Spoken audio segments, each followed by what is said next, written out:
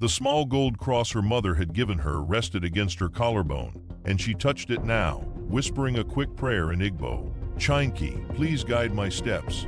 Let this work be blessed. Keep my family safe." The prayer was cut short by a sound that made her blood freeze, a woman's anguished scream coming from somewhere above. Petra's dark brown eyes snapped upward, scanning the mansion's multiple levels. There, on what had to be the 6th floor, a small figure stood on the edge of the roof. Even from this distance, Petra could see the woman's long black hair whipping in the wind, could see her arms spread wide as if preparing to fly, or to fall. "No!" The word tore from Petra's throat as the woman leaned forward. Without thinking, Petra dropped her suitcase and ran. Her athletic build served her well as she sprinted toward the mansion's entrance, her long legs eating up the distance. The front door was unlocked. She burst through it into a marble foyer that would have taken her breath away under any other circumstances. But she had no time to marvel at the priceless artwork or the crystal chandelier overhead. She could only see the curved staircase, and she took it at a run, her hand gripping the banister as she climbed. 1 flight, 2, 3. Her lungs burned and her legs screamed in protest, but she couldn't stop. 4, 5, CS. Finally, she found a door marked with Korean characters she couldn't read but recognized as a roof access. She threw her weight against it and it opened, spilling her out onto the rooftop terrace.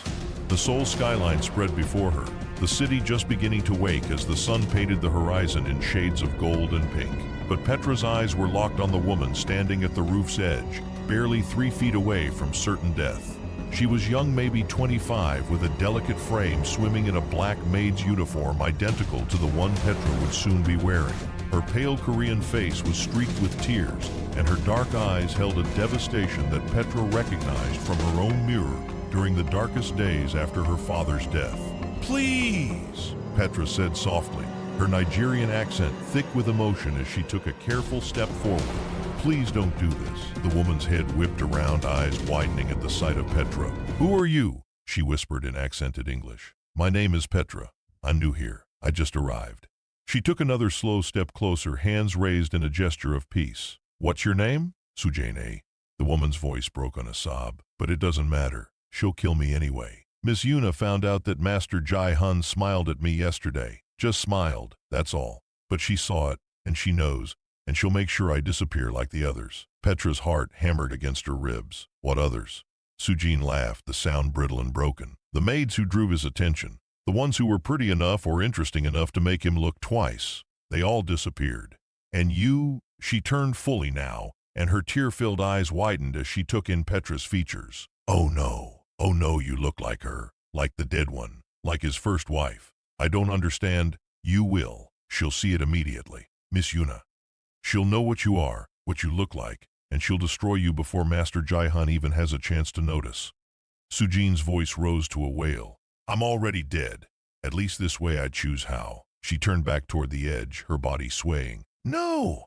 Petra lunged forward, reaching for Sujin's arm, but she wasn't fast enough. Sujin leaned forward, and Petra watched in horror as the woman's feet left the roof's edge, her body beginning the 6-story fall that would end her life. Then everything happened at once. A blur of black moved past Petra with inhuman speed. Strong arms shot out, catching Sujin around the waist and hauling her back from the brink with such force that all three of them, Sujin, her savior, and Petra, who'd been reaching for them, tumbled backward onto the rooftop's surface. Petra found herself sprawled on the cold concrete, her breath knocked from her lungs. Beside her, Sujin sobbed uncontrollably, curled into a ball. And standing over them both, breathing hard, was the most striking man Petra had ever seen. He was tall, easily 6'2", with a lean, muscular build evident even through his casual black t-shirt and dark jeans. His jet black hair was slightly disheveled, as though he'd been running his hands through it, and fell across his forehead in a way that softened his sharp, handsome features. High cheekbones, a strong jawline, a straight nose. He could have been a model if not for the thin scar cutting through his left eyebrow and the dangerous intensity in his dark, almost black eyes. Those eyes were fixed on Petra now, wide with something that looked like shock or recognition. "Are you all right?" His voice was deep with a slight Korean accent that made the English words sound almost musical. Petra could only nod, still trying to catch her breath. The man this had to be Ji-Hun Kuan. The master of the house extended his hand to her. She stared at it for a moment, at the long fingers and calloused knuckles, before placing her hand in his.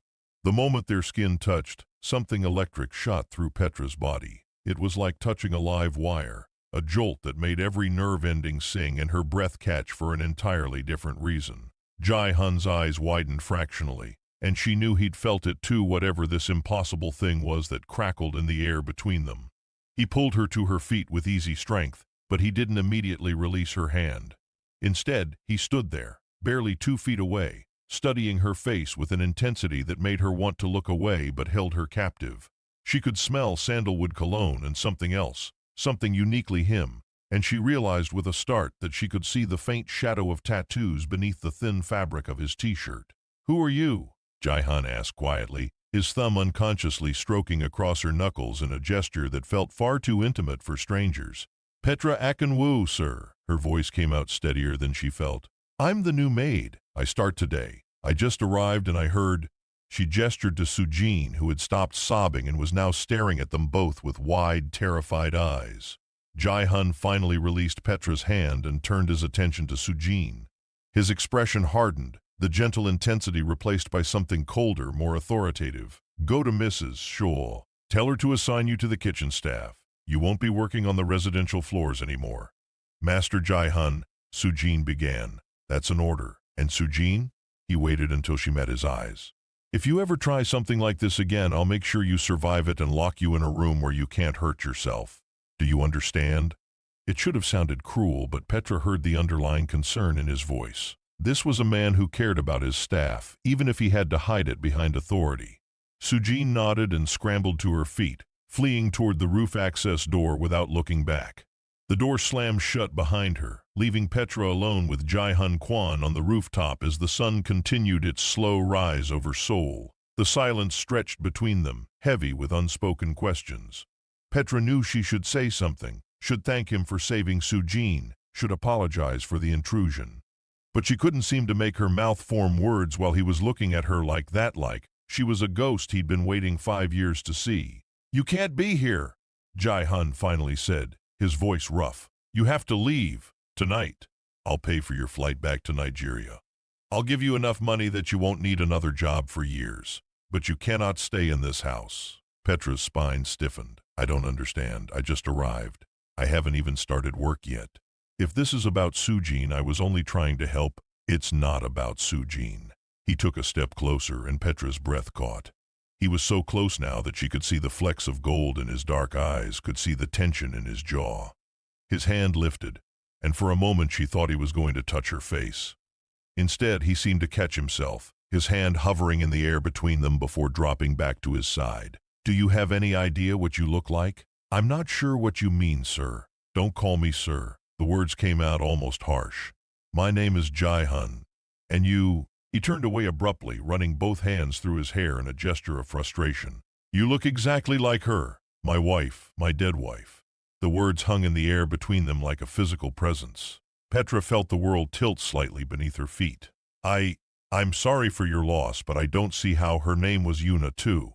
She was half Korean, half Nigerian, from Lagos like you. He turned back to face her, and the raw grief in his expression made Petra's heart clench. "She died 5 years ago, on what would have been our wedding day. And you—" His eyes traced over her features, her oval face, her high cheekbones, her full lips, her almond-shaped dark brown eyes. "You could be her twin, the same eyes, the same smile, though I haven't seen you smile yet. Even your height, your build, it's like she sent you here to haunt me." "I didn't know," Petra whispered. "The agency didn't tell me anything about the agency." Ji-Hun's laugh was bitter. "Of course, I've been having them search. For 5 years I've been bringing Nigerian women who might be compatible, who might look enough like her that—" He stopped himself, shaking his head. "This is madness. I'm being completely inappropriate. You're a new employee. I shouldn't be telling you any of this." But Petra found herself stepping closer instead of backing away, drawn by the pain in his voice, by the vulnerability in a man who was supposed to be one of Seoul's most dangerous criminals. "What were you hoping would happen, if you found someone who looked like her?" Ji-Hun's eyes met hers, and the intensity there stole her breath. "I was hoping she'd come back, that her spirit would find a way to return, to tell me who killed her, to let me make things right." He reached out again, and this time he did touch her, his fingers barely grazing her cheek where a small scar sat above her right eyebrow. Can you feel her? In this place? She died in this house. They say the dead don't leave the places they loved. Petra should have stepped back. Should have been terrified of this man, this confession, this entire surreal situation. But something kept her rooted in place, a pull she didn't understand, a warmth spreading from where his fingers touched her skin. I feel, she paused, searching for the right words. I feel like I'm not alone, like someone's watching me, welcoming me maybe. Ji-Hun's hand dropped away as if burned. He stared at her with something close to wonder, or maybe fear. She's already found you. God help us both. Ji-Hun?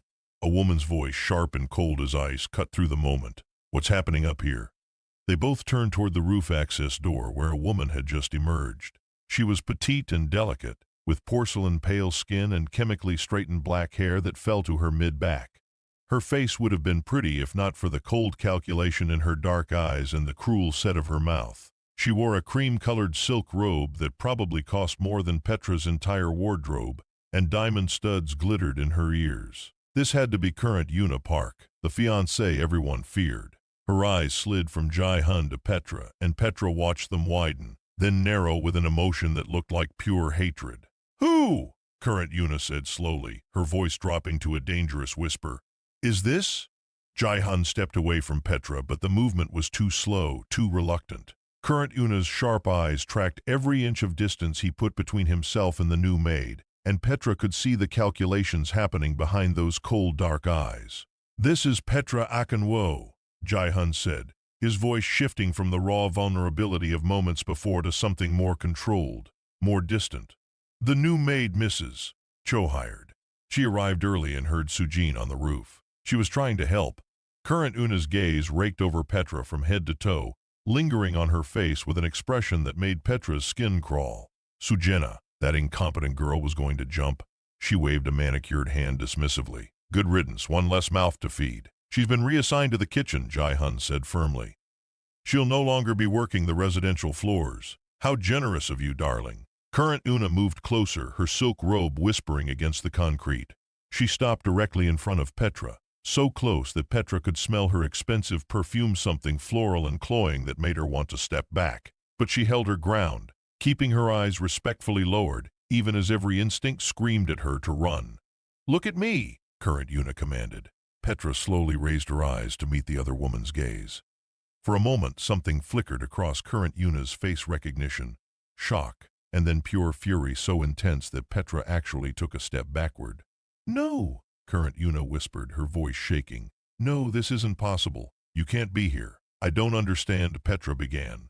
Current Yuna's hand shot out, gripping Petra's chin with surprising strength, her perfectly manicured nails digging into Petra's smooth brown skin. She turned Petra's face from side to side, studying her with the intensity of someone examining a dangerous weapon. The eyes, the cheekbones, even the way you stand. Her laugh was brittle, edged with hysteria. Did you plan this? Did you somehow find out and come here to replace her? I don't know what you're talking about, ma'am, Petra said as steadily as she could, though her heart was hammering against her ribs. The employment agency in Lagos sent me. I needed work to support my family. That's all. Yuna, let her go. Ji-Hun's voice carried a warning that made even Current Yuna pause, but she didn't release Petra immediately. Instead, she leaned in close, her lips nearly touching Petra's ear. I know what you are, she whispered so softly that only Petra could hear. I know why you're really here, and I will destroy you before I let you take what's mine. Do you understand me? Before Petra could respond, Current Yuna released her and stepped back, her expression transforming into a sweet smile that didn't reach her eyes. Welcome to the household, Petra. I do hope you last longer than the others. She turned to Ji-Hun. Darling, it's barely dawn. What are you doing up here? I couldn't sleep. Ji-Hun's eyes flicked to Petra, then away. I come up here to think sometimes. Current Yuna moved to his side, sliding her small hand possessively around his arm. Petra noticed that Ji-Hun didn't pull away, but he didn't lean into the touch either. He stood rigid, his jaw tight. Well, come back to bed. We have the final menu tasting for the wedding this afternoon, and I need you well-rested and presentable.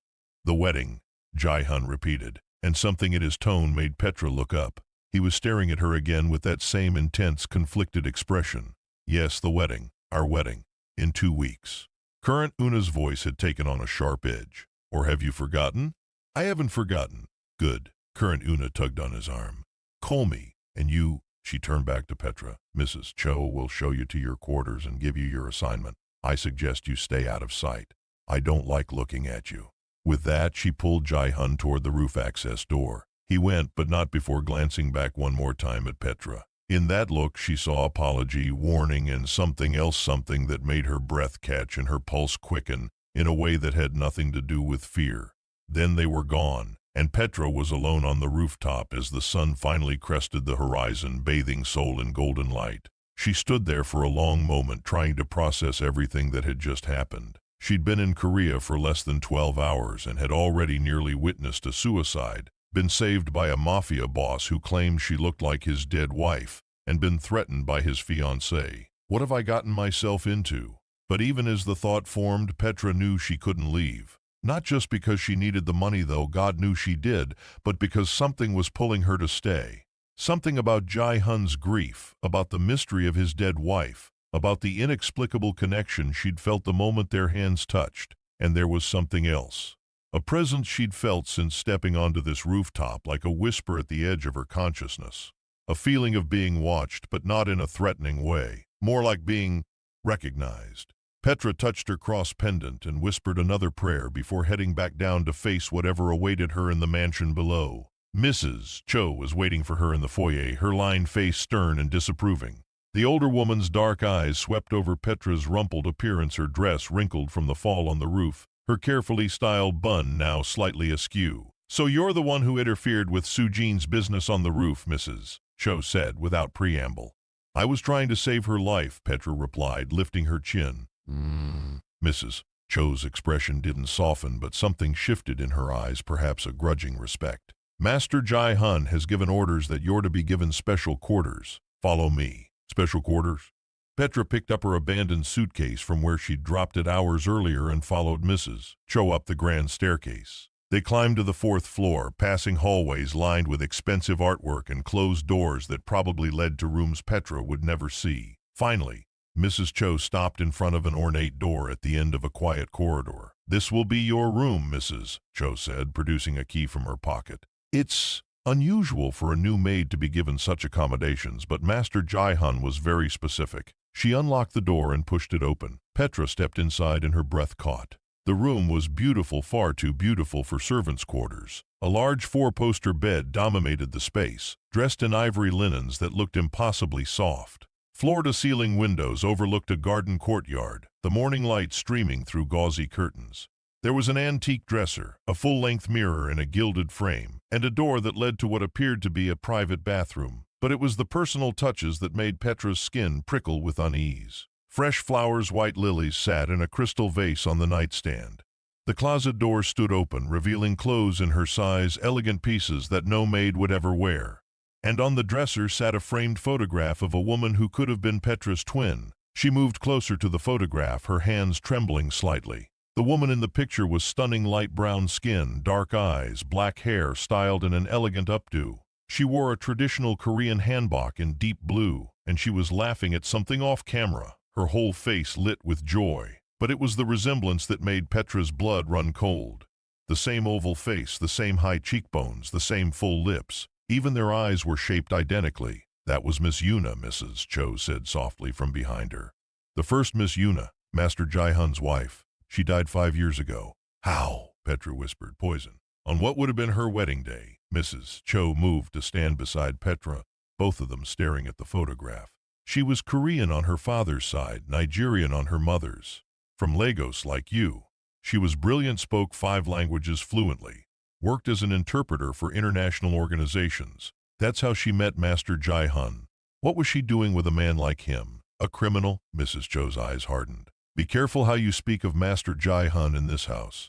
He may be many things, but he loved that woman more than his own life. She was investigating his organization when they met.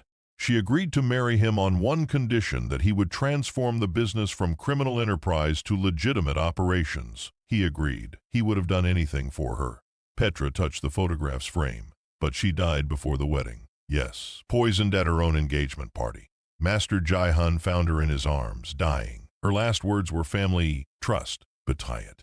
She died before she could say who did it. Mrs. Cho's voice dropped to a whisper. He's been searching for her killer ever since, and he's been searching for her, hoping her spirit would come back, hoping she'd tell him who to punish. That's why he brings Nigerian women here, Petra said slowly, understanding dawning. Women who look like her. He's hoping she'll possess one of them. Mrs. Cho nodded. You're the 12th. The others all experienced strange things, memory loss, blackouts, acting like different people. Some couldn't handle it and left. Others, she trailed off ominously. Others what? Disappeared or died. The last one, her name was Mercy. She tried to kill current Yuna. Said that the dead wife's spirit told her current Yuna was the murderer. Master Ji-Hun shot Mercy himself to protect his fiancée. Mrs. Cho's eyes bored into Petra's. But what if Mercy was right? What if current Yuna did kill the first wife? What if that's why the spirit keeps trying to come back for revenge? Petra's mind reeled. Then why would Ji-Hun marry her? If there's even a chance she killed the woman he loved? Family obligation. Current Yuna is the first wife's cousin. After the death, the Park family insisted on the marriage to maintain the alliance between the families. Master Ji-Hun has resisted for 5 years, but the pressure is mounting. The wedding is in 2 weeks because the family elders demanded it. If he refuses, it could mean war between the organizations. So he's trapped. We're all trapped in this house, Mrs. Cho said grimly. The question is whether you're strong enough to survive it. This was her room, you know. The first Yuna's. Master Ji-Hun has kept it exactly as she left it for 5 years. No one has been allowed to sleep here, until you. Petra turned to stare at the older woman. Why me? Why now? Because you don't just look like her. You look exactly like her. More than any of the others. Mrs. Cho moved toward the door. Your uniform is in the closet. You'll start your duties after you've rested. For now, Master Ji-Hun wants you to settle in. Get comfortable. He'll send for you later. Wait, what are my duties supposed to be? Mrs. Cho paused in the doorway, her expression unreadable. You're to be Miss Yuna's personal attendant. Current Yuna specifically requested it. Ice flooded through Petra's veins. She wants me close to her? After what she said on the roof? Keep your enemies closer, as they say. She wants to watch you. Make sure you don't become a threat. Mrs. Cho's eyes softened fractionally. Be careful, child. Current Yuna is dangerous in ways you can't imagine. And if the dead wife's spirit does come for you, she shook her head. Pray that you're strong enough to keep control of your own mind. Then she was gone, closing the door softly behind her and leaving Petra alone in a dead woman's room. Petra set her suitcase down with shaking hands and sank onto the edge of the impossibly soft bed. Everything about this situation screamed danger. She should leave, should take Ji-Hun's offer of money and flee back to Lagos before whatever darkness lived in this house consumed her too. But when she closed her eyes, she saw his face, the raw grief, the desperate hope, the way he'd looked at her like she was both his salvation and his damnation. And she felt it again, that strange pull, that whisper at the edge of her consciousness, like someone calling her name from very far away. Petra opened her eyes and found herself staring at the photograph of the first Yuna again. In the morning light, the resemblance was even more striking. It was like looking at an alternate version of herself, one who'd lived a completely different life in a completely different world. Who are you? Petra whispered to the photograph. And what do you want from me? The flowers on the nightstand suddenly released a wave of perfume so intense it made Petra's head swim. The room seemed to tilt, the morning light taking on a strange quality, and for just a moment, just a fraction of a second, Petra could have sworn she saw someone standing in the corner of the room. A woman with light brown skin and dark eyes, wearing a blue hanbok, watching her with an expression of desperate hope. Then Petra blinked and the figure was gone, leaving only the faint scent of lilies and the unsettling certainty that she was no longer alone. Her head began to pound, a sudden vicious headache that made her vision blur. She lay back on the bed, pressing her palms against her temples, trying to breathe through the pain. The last coherent thought she had before darkness claimed her was that she should have listened to Mrs. Cho's warning. She should have run while she still could. Because something was already happening to her, something beyond her control, and by the time she woke up, nothing would ever be the same. Petra woke to the sound of her own voice speaking words she didn't understand. Her eyes snapped open to find herself standing in front of the full-length mirror, dressed in clothes she didn't remember putting on, a simple black maid's uniform with a crisp white collar. Her hair had been released from its bun and flowed in thick waves down her back, but it was her reflection that made her heart stop. She was smiling. a soft, knowing smile that felt foreign on her own face. And she was speaking in fluent Korean, the words flowing from her lips as naturally as breathing, though Petra had never studied the language beyond a few basic phrases. Guta, guta, neka dotawasa. The voice was hers, but not hers, slightly different in cadence and tone. Petra tried to move, to step back from the mirror, but her body wouldn't respond. She was a passenger in her own skin, watching with growing horror as her hand lifted to touch the mirror's surface, tracing the outline of her reflection's face. Then, as suddenly as it had begun, control returned. Petra stumbled backward, gasping for breath, her hand flying to her throat. What just happened? She'd lost time. The clock on the nightstand showed 3:00 p.m. She'd been unconscious for nearly 8 hours. A knock at the door made her jump. "Miss Petra?" A soft female voice called through the wood. "Mrs. Cho sent me to fetch you. Miss Yuna wants you to attend to her before the wedding menu tasting." Petra's hands shook as she smoothed down the uniform she didn't remember donning. "I'll be right there."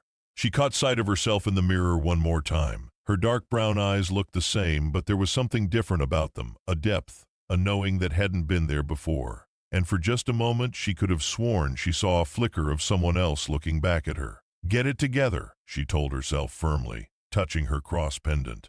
"You're just tired, jet-lagged, stressed, that's all." But deep down she knew it was more than that. The young Korean woman waiting in the hallway introduced herself as Sugin, one of the kitchen staff.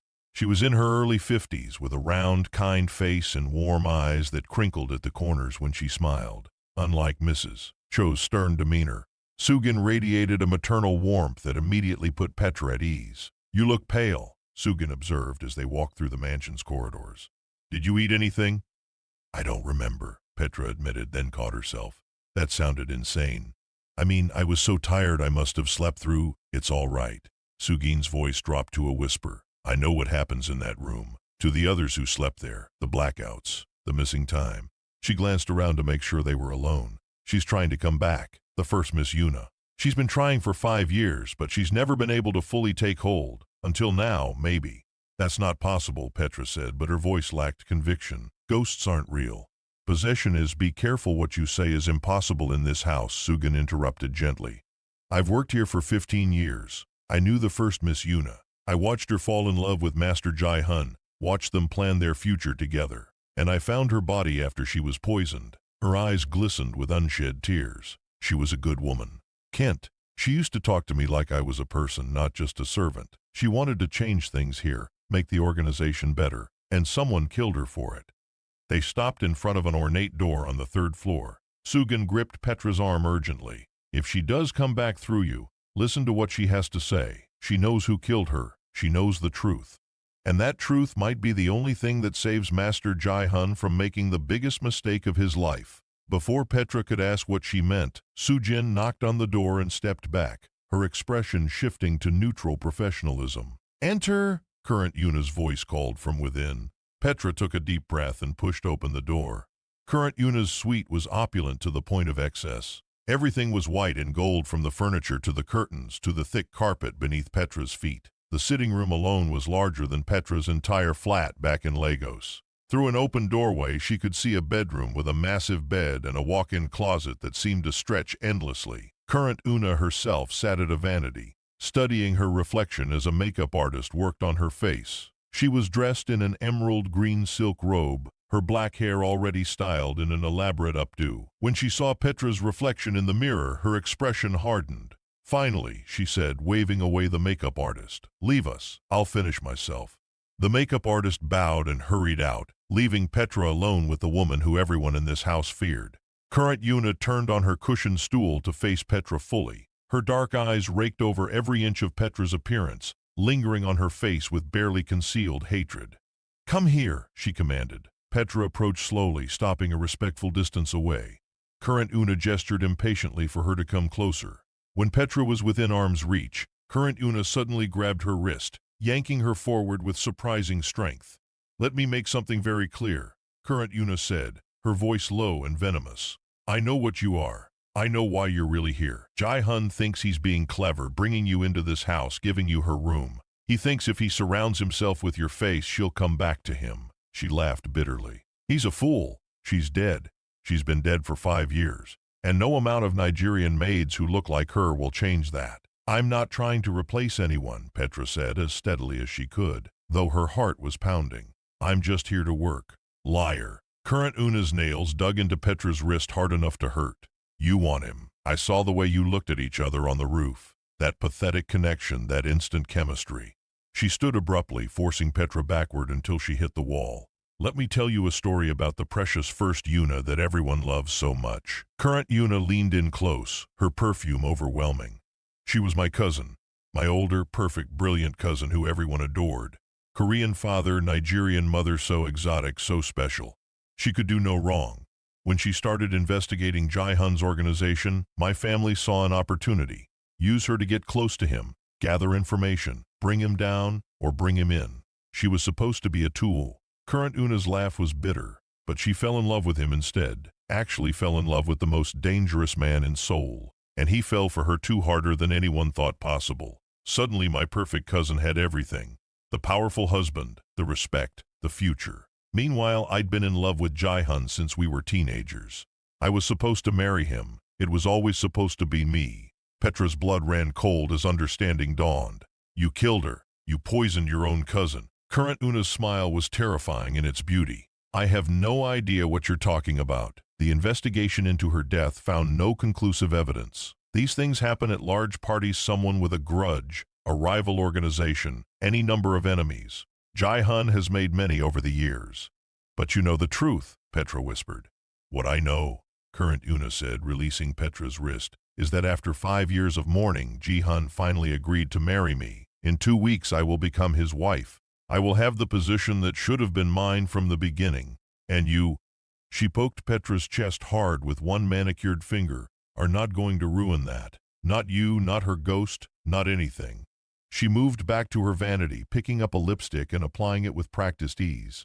Your duties are simple. You'll attend to my personal needs, help me dress, do my hair when my regular stylist isn't available, fetch things I require. And most importantly, she met Petra's eyes in the mirror. You'll stay away from Ji-Hun. You won't speak to him unless absolutely necessary. You won't look at him. You won't even breathe in his direction. Am I clear? Yes, ma'am. Good. Now the menu tasting is in 1 hour. I need you to prepare my tasting outfit. It's the white Chanel ensemble in the closet. Steam it if necessary. And bring me the diamond earrings from the safe. The combination is 0523. I want to look perfect when Ji-Hun sees me. Petra moved toward the closet, her mind reeling from Current Yuna's confession. She'd essentially admitted to murder, or at least to having intimate knowledge of it. But who would believe Petra if she told? Current Yuna was right about one thing. There was no evidence. The investigation had turned up nothing, and Petra was nobody, a foreign maid who'd been in the country less than 24 hours. She found the white Chanel suit and brought it out, checking for wrinkles. As she worked, she could feel Current Yuna watching her every move. You know what's funny? Current Yuna said conversationally. She was so convinced she could change him, make him legitimate, turn him into some kind of philanthropist. She laughed. As if men like Ji-Hun can change. He's a killer. A criminal, that's what he is at his core. She was naive to think otherwise. Maybe she saw something in him worth saving, Petra found herself saying. The room went deathly silent. Petra realized too late that she'd overstepped, spoken out of turn. She braced herself for violence, a slap, or worse. But Current Yuna just smiled coldly. You sound just like her. That same misguided optimism, that same stupid belief in redemption. She stood, moving toward Petra with predatory grace. Tell me, do you believe people can change? Petra met her eyes. I believe God can change anyone willing to be changed. God. Current Yuna's laugh was sharp. She used to talk about God too, about faith and second chances and divine purpose. Her expression twisted with something that might have been grief or might have been rage. Where was God when she was choking on her own blood? When Ji-Hun held her dying body and begged her not to leave? Where was God then? Before Petra could answer, Current Yuna's hand shot out and gripped Petra's face, forcing her to look directly into those cold, dark eyes. I want you to understand something. I don't care if you look like her. I don't care if her ghost is trying to use you as a puppet. In 2 weeks I will marry Ji-Hun Kuan. I will become the lady of this house. And if you or anyone else tries to stop that, I will destroy you so completely that no one will ever find the pieces. She released Petra roughly. Now get the earrings. And when you come back, I want you to practice the wedding vows with me. Since you look so much like his precious dead wife, you can pretend to be her while I practice saying the words she never got to say." The cruelty of it took Petra's breath away. But she forced herself to nod and move toward the safe, her hands shaking as she entered the combination. The safe opened with a soft click, revealing stacks of cash, important-looking documents, and several jewelry boxes. Petra reached for the diamond earrings current Yuna had specified, but her hand froze as she noticed something else. A small glass vial, half empty, with a label in Korean characters. And next to it, a photograph, not the one from Petra's room, but a different image of the first Yuna. In this photo, she was unconscious or dead, lying on white sheets, her lips already turning blue. A trophy. Current Yuna kept a photograph of her victim. Petra's hands trembled as she grabbed the earrings and closed the safe, her mind racing. This was evidence. Proof of current Yuna's obsession, if not her guilt. But what could she do with it? Who could she tell? She turned back to find current Yuna watching her with a knowing smile. "Did you find what you were looking for?"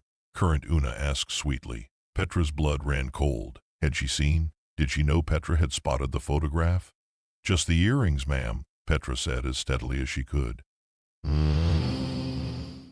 Current Yuna took the jewelry box from her hands. "Good, because if you'd seen anything else, anything you weren't supposed to see, I'd have to do something about that. And I really don't want to waste another maid so soon. They're surprisingly hard to replace." The threat was clear, crystal clear. Petra helped current Yuna into the white Chanel suit, her hands mechanically going through the motions while her mind worked frantically. She needed to tell someone what she'd seen. Ji-Hun, but would he believe her? Current Yuna was his fiancée, however unwillingly. Petra was a stranger who'd been here less than a day. As she fastened the last button on current Yuna's jacket, Petra felt it again, that strange sensation of being watched, of not being alone. The headache from this morning began to return, a dull throb at the base of her skull, and then she heard it. A voice that wasn't current Yuna's, wasn't Sujin's, wasn't her own. A whisper that seemed to come from inside her own head. "Don't trust her. Don't believe anything she says. I'll show you the truth. Just let me in," Petra gasped, stumbling backward. Current Yuna turned to look at her, eyes narrowing. "What's wrong with you?" "Nothing," Petra managed. "Just dizzy. I haven't eaten since I arrived." "Then go eat something. I don't need you fainting during the menu tasting. It would ruin the ambiance." Current Yuna checked her reflection one more time, adjusting her hair. "Actually, on second thought, you will attend the tasting. I want Ji-Hun to see us together. I want him to see that having you here changes nothing." The headache intensified. The voice came again, stronger this time. "She's going to kill you too, just like she killed me. You have to stop her. You have to help him. Please. Let me show you what really happened." Petra's vision blurred. The room seemed to tilt sideways. She reached out to steady herself against the wall, but her hand passed through it, or no, that wasn't right. The wall was there, but she could see through it. See through everything. She was having a vision or a memory that wasn't hers. The same room, 5 years ago. The first Yuna standing where Petra now stood, wearing a beautiful engagement dress. Current Yuna offering her a glass of champagne. "To celebrate your engagement, cousin. I'm so happy for you." The first Yuna drinking, smiling, not knowing that her cousin had just poisoned her. And then the pain, the realization, the betrayal. "How could you?" The first Yuna gasped, falling to her knees. "We're family. You took everything from me," current Yuna hissed, standing over her. "Everything that should have been mine. Now I'm taking it back." The vision shattered. Petra found herself on the floor of current Yuna's suite, gasping for breath, tears streaming down her face. Current Yuna stood over her, but her expression wasn't concern, it was calculation. "So it's already starting," current Yuna said softly. "She's already found you. Good. Let her come. Let her try to tell her little story. No one will believe a possessed maid over me." She crouched down, bringing her face level with Petra's. "And when she tries to use you to hurt me, to expose me, Ji-Hun will have no choice but to put you down, just like he did with Mercy. He'll kill you with his own hands to protect me, because that's what he does. He protects the family alliance, even if it means destroying what he loves." Current Yuna stood, smoothing her suit. "Now get up. We have a menu tasting to attend. And I want you right beside me, where Ji-Hun can see exactly what's happening to you. Where he can watch the light of hope in his eyes die, when he realizes that even if his precious wife comes back, he'll have to kill her all over again." The menu tasting took place in the mansion's formal dining room, a space that could have accommodated 50 guests but today held only 5 people around one end of the massive mahogany table. Petra stood against the wall beside two other staff members, trying to keep her breathing steady and her vision clear. The headache had subsided to a dull throb, but she could still feel the presence, the first Yuna's consciousness hovering at the edges of her mind like a whisper she couldn't quite hear. Ji-Hun sat at the head of the table, looking devastatingly handsome in a charcoal gray suit, his black hair styled back to reveal that scar above his left eyebrow. His dark eyes were distant, unreadable, as he surveyed the array of dishes being presented by the catering team. Current Yuna sat to his right, resplendent in her white Chanel suit, playing the role of devoted fiancée with practiced ease. "Darling, what do you think of the appetizer?" Current Yuna asked, gesturing to a plate of elaborately arranged seafood. "I thought the oysters would be perfect for the cocktail hour." "It's fine," Ji-Hun said without much interest. "Just fine?" Current Yuna's smile tightened fractionally. "The wedding is in 2 weeks. Everything needs to be perfect, not just fine. Then choose whatever you prefer. You've made it clear this wedding is your vision." The tension between them was palpable. Petra watched from her position against the wall, noting the way Ji-Hun's jaw tensed every time Current Yuna touched his arm, the way his eyes kept drifting to the window as if seeking escape. This was not a man in love. This was a man fulfilling an obligation he despised. Current Yuna's father, Chairman Park, sat across from them, a heavy-set man in his 50s with a ruddy complexion and cold eyes that missed nothing. Beside him was Minho, Ji-Hun's head of security, his scarred face impassive as he sampled each dish with professional efficiency. "The Kuan Park Alliance has waited long enough," Chairman Park said, cutting into his steak with deliberate precision. 5 years of mourning is more than sufficient. It's time to move forward, strengthen the family bonds, secure our territories against the Kim family's encroachment. "I'm aware of the politics," Ji-Hun replied coolly. "Are you? Because your actions suggest otherwise." Chairman Park set down his knife and fork, his gaze boring into Ji-Hun. "I hear you've brought another Nigerian maid into the household, another one who looks like her." The room went very still. Petra felt every eye turn toward her, including Ji-Hun's. When their gazes met, she saw warning there and something else, apology perhaps, or regret. "The household staff requirements are handled by Mrs. Cho," Ji-Hun said evenly. "I don't involve myself in hiring decisions. Don't insult my intelligence." Chairman Park's voice hardened. "You've been searching for 5 years, bringing these women here, hoping one of them will bring back your dead wife's spirit. It's pathetic, Ji-Hun, and it's disrespectful to my daughter."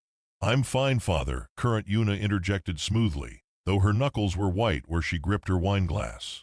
"The new maid is simply fulfilling her duties, nothing more. Is that so?" Chairman Park turned his cold gaze on Petra.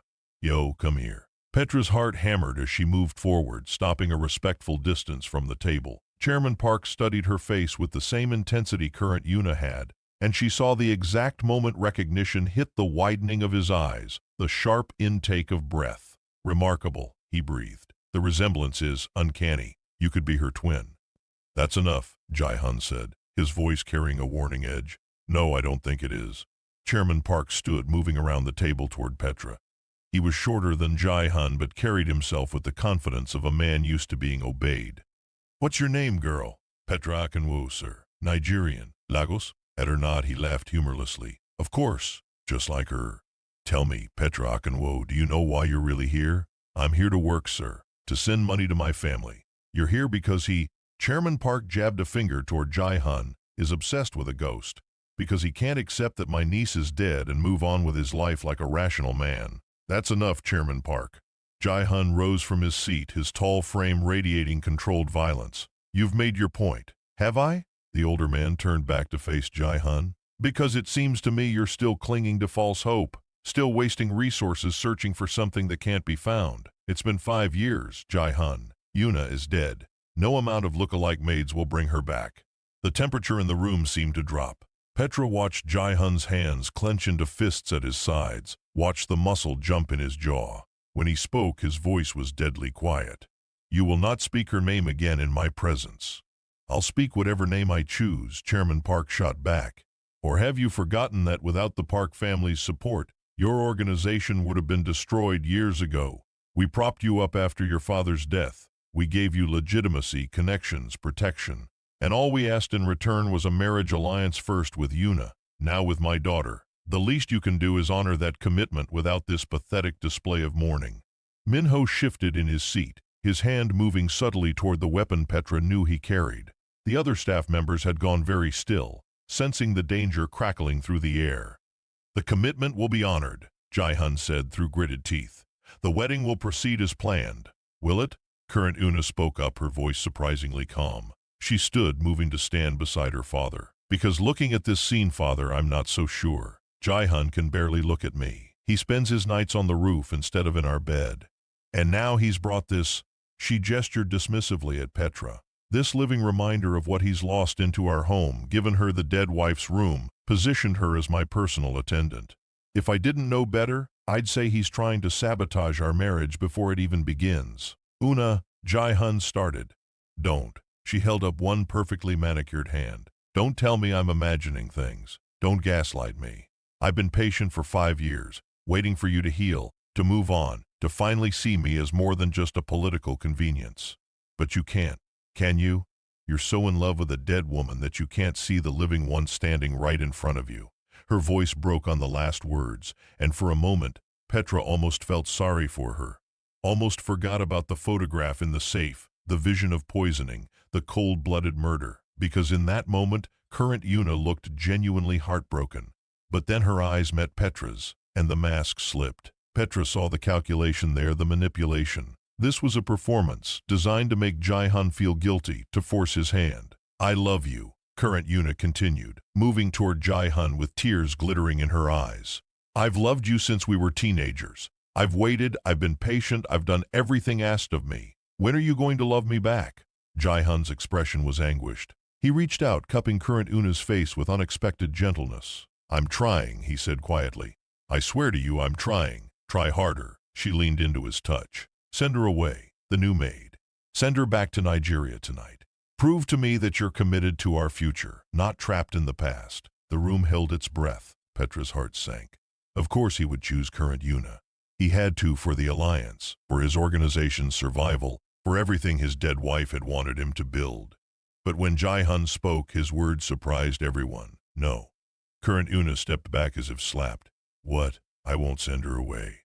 Ji-Hun's dark eyes found Petra's across the room. "She's done nothing wrong. She's here to work, to support her family. I won't punish her for circumstances beyond her control." "Beyond her control?" Current Yuna's voice rose. "She looks exactly like your dead wife. How is that beyond anyone's control? She's a plant, a manipulation, something you arranged." "I arranged nothing," Ji-Hun interrupted.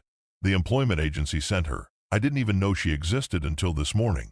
"Liar!" Current Yuna's composure shattered completely. "You've been searching for 5 years. You brought 11 other Nigerian maids here. Don't tell me this is coincidence." "Perhaps it's fate," Ji-Hun said quietly. The words hung in the air like a bomb waiting to explode. Chairman Park's face went purple with rage. Minho leaned forward, alert for violence. The catering staff looked ready to bolt. And Petra felt it, the presence in her mind surging forward, seizing the moment of chaos. The headache returned with vicious intensity, making her vision blur and her knees buckle. She grabbed the wall for support, but the world was already tilting sideways. "Petra?" Ji-Hun took a step toward her.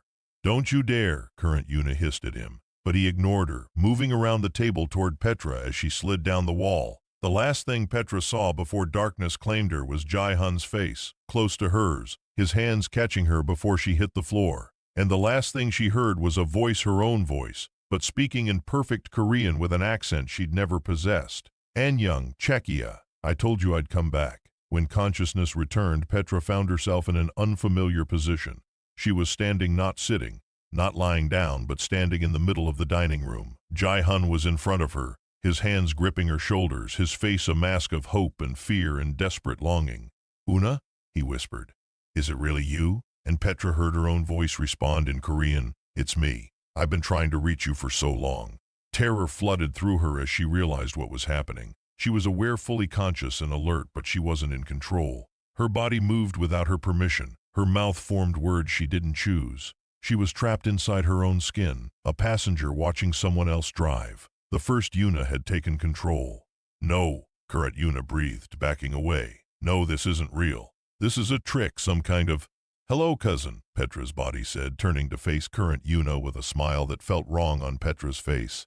"Did you miss me?" Current Yuna's face went ashen. "You're dead." You're dead and you need to stay dead. Why, so you can marry the man you murdered me to get? The first Yuna's consciousness laughed through Petra's mouth. Did you really think I wouldn't find a way back? That I'd let you get away with what you did? I didn't. Current Una started, but her father cut her off. Enough of this circus. Chairman Park pulled a gun from his jacket, aiming it directly at Petra. I don't care if you're possessed or just a very good actress. You're a threat to this family, and threats get eliminated. Father, no. Current Yuna grabbed his arm, but he shook her off. She's going to destroy everything, Chairman Park snarled. Can't you see? If Ji-Hun believes his dead wife has returned, he'll never marry you. The alliance will fall apart. We'll be vulnerable to the other families. Put the gun down, Chairman Park. Min-ho was on his feet now, his own weapon drawn and aimed at the older man. No one shoots anyone in this house without Master Ji-Hun's permission. Ji-Hun? Chairman Park turned to the younger man. Are you really going to choose a ghost over your family obligations, over everything we've built? Ji-Hun stood frozen, his eyes locked on Petra's face, or rather, on whoever was looking out through Petra's eyes. His expression was anguished, torn between hope and duty, between love and survival. I need to know, he said hoarsely. If this is real, if she's really back, I need to know the truth. Who killed her? Why? His voice broke. I need closure, one way or another. You'll get your closure, the first Yuna said through Petra. She or Petra's body moved toward current Yuna with predatory grace. She poisoned me. You précieux fiancé, my dear cousin. She brought me champagne at my engagement party, told me she was happy for me. And I drank it because I trusted her, because we were family. That's a lie, current Yuna shrieked, but her eyes were wild, panicked. Is it? The first Yuna tilted Petra's head, studying current Yuna with cold assessment. Then how do I know about the photograph you keep in your safe, the one of my dead body? Why would you keep such a thing unless it was a trophy? Current Yuna's face went white. Ji-Hun's eyes narrowed dangerously. What photograph? He asked quietly. It's nothing, current Yuna stammered. She's lying, she's making things up. The safe in your suite, the first Yuna continued relentlessly.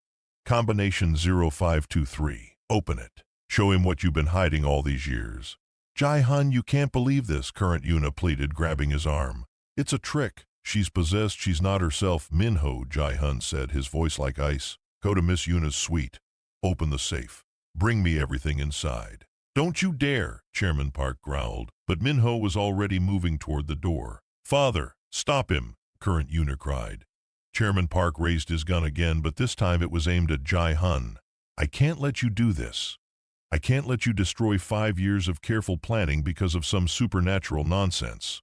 The wedding will proceed. The alliance will hold. Even if I have to put a bullet in your head and install someone more reasonable in your place. The room erupted into chaos. Min-ho spun back toward them, his weapon trained on Chairman Park. 2 of Chairman Park's guards who'd been stationed outside burst through the doors, guns drawn. The catering staff screamed and dove for cover. And through it all, Petra screamed inside her own head, trapped and terrified as her body stood calmly in the center of the violence, watching everything unfold with the first Yuna's consciousness in control. Stop! The voice that came from Petra's mouth carried such authority that everyone froze. Stop this. All of you. No one else dies today because of secrets and lies. The first Yuna turned Petra's body toward Ji-Hun. I love you. I've loved you from the moment we met. I came back because I couldn't bear to leave you, couldn't bear to let her take what should have been ours.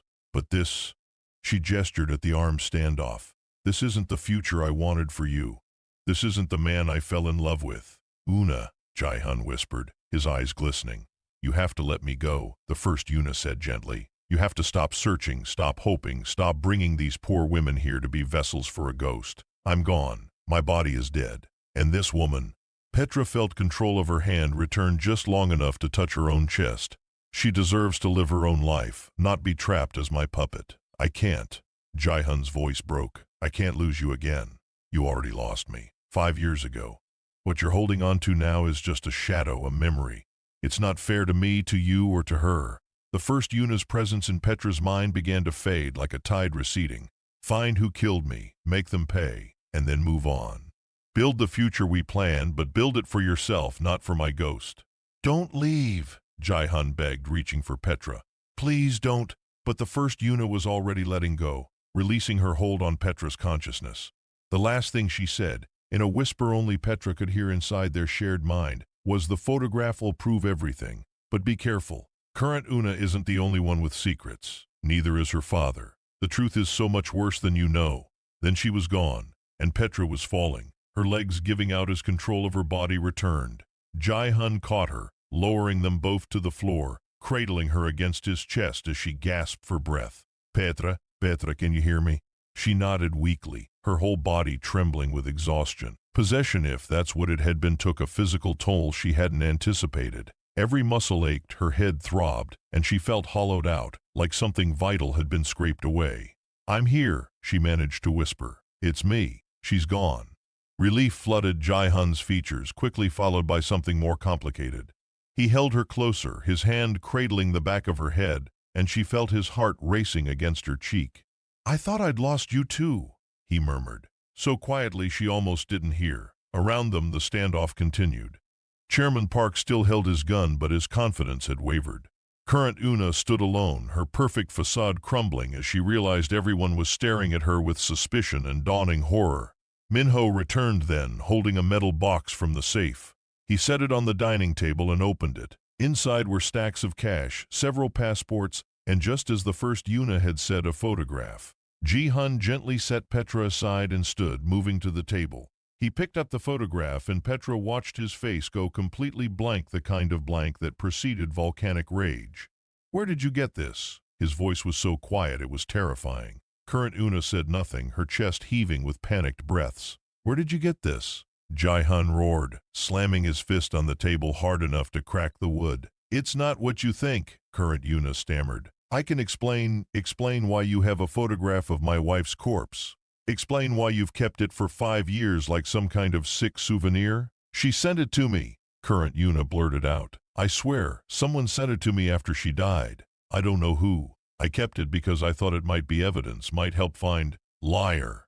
Ji-Hun's hands shook as he stared at the photograph. You're lying. I can see it in your eyes. Chairman Park lowered his gun, his face going gray. Una, what did you do? Nothing, I didn't do anything. But Current Una's voice was rising to a hysterical pitch. She was in the way. She was going to ruin everything. You said so yourself, Father. You said the alliance needed to happen, that we couldn't let some foreign woman destroy decades of planning. I never told you to kill her, Chairman Park said, horror dawning on his face. You didn't have to. I knew what needed to be done. I did it for us, for the family, for... She stopped abruptly, realizing she'd just confessed to murder in front of a room full of witnesses. The silence that followed was deafening. Then Ji-Hun moved, faster than Petra's eyes could track. He had Current Yuna by the throat, slamming her against the wall hard enough to crack the plaster. His face was a mask of pure rage, every muscle in his body coiled for violence. You killed her, he growled. You poisoned her. You took her from me. Current Yuna clawed at his hands, gasping for air. Ji-Hun, please, I love you. I did it because I love you. You don't know the meaning of the word. His grip tightened. She was everything. She was light and hope and the only good thing in my miserable existence. And you destroyed her out of jealousy. Master Ji-Hun, Min-ho said quietly. Think carefully. If you kill her now, the Park family will demand retribution. It could mean war. I don't care, Ji-Hun snarled. But she would have cared, Petra found herself saying. Her voice was hoarse, weak, but it carried in the silent room. The first Yuna, she wanted you to transform the organization, make it legitimate. Killing Current Yuna in cold blood, that's not the man she believed you could become.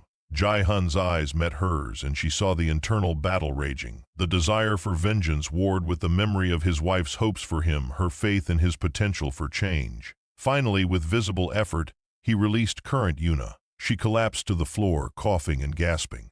You will confess, Ji-Hun said, his voice deadly calm. You will tell the family council exactly what you did. And then they will decide your fate. The council? Chairman Park laughed bitterly. You think the council will execute my daughter?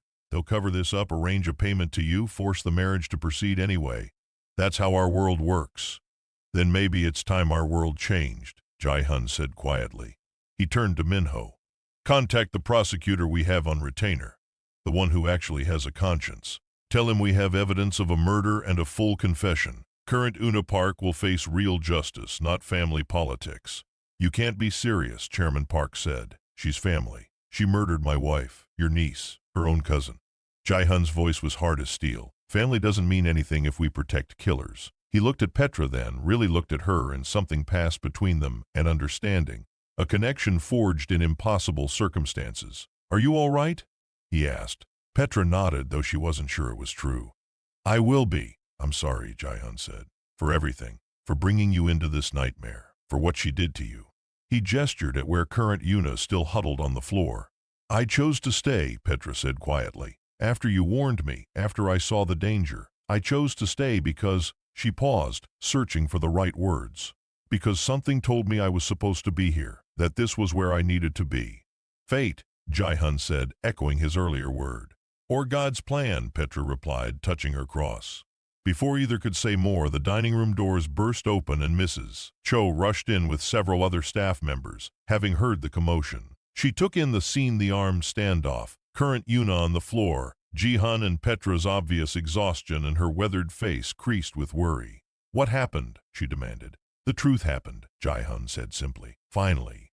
The next 48 hours passed in a blur of police interviews, family council meetings, and hushed conversations behind closed doors. Petra spent most of that time confined to the first Yuna's room, her room now. She supposed under what Ji-Hun called protective custody. Min-ho stationed guards outside her door, not to keep her in, but to keep others out. The Park family, he explained, would not take kindly to the witness whose possession had exposed their daughter's crime.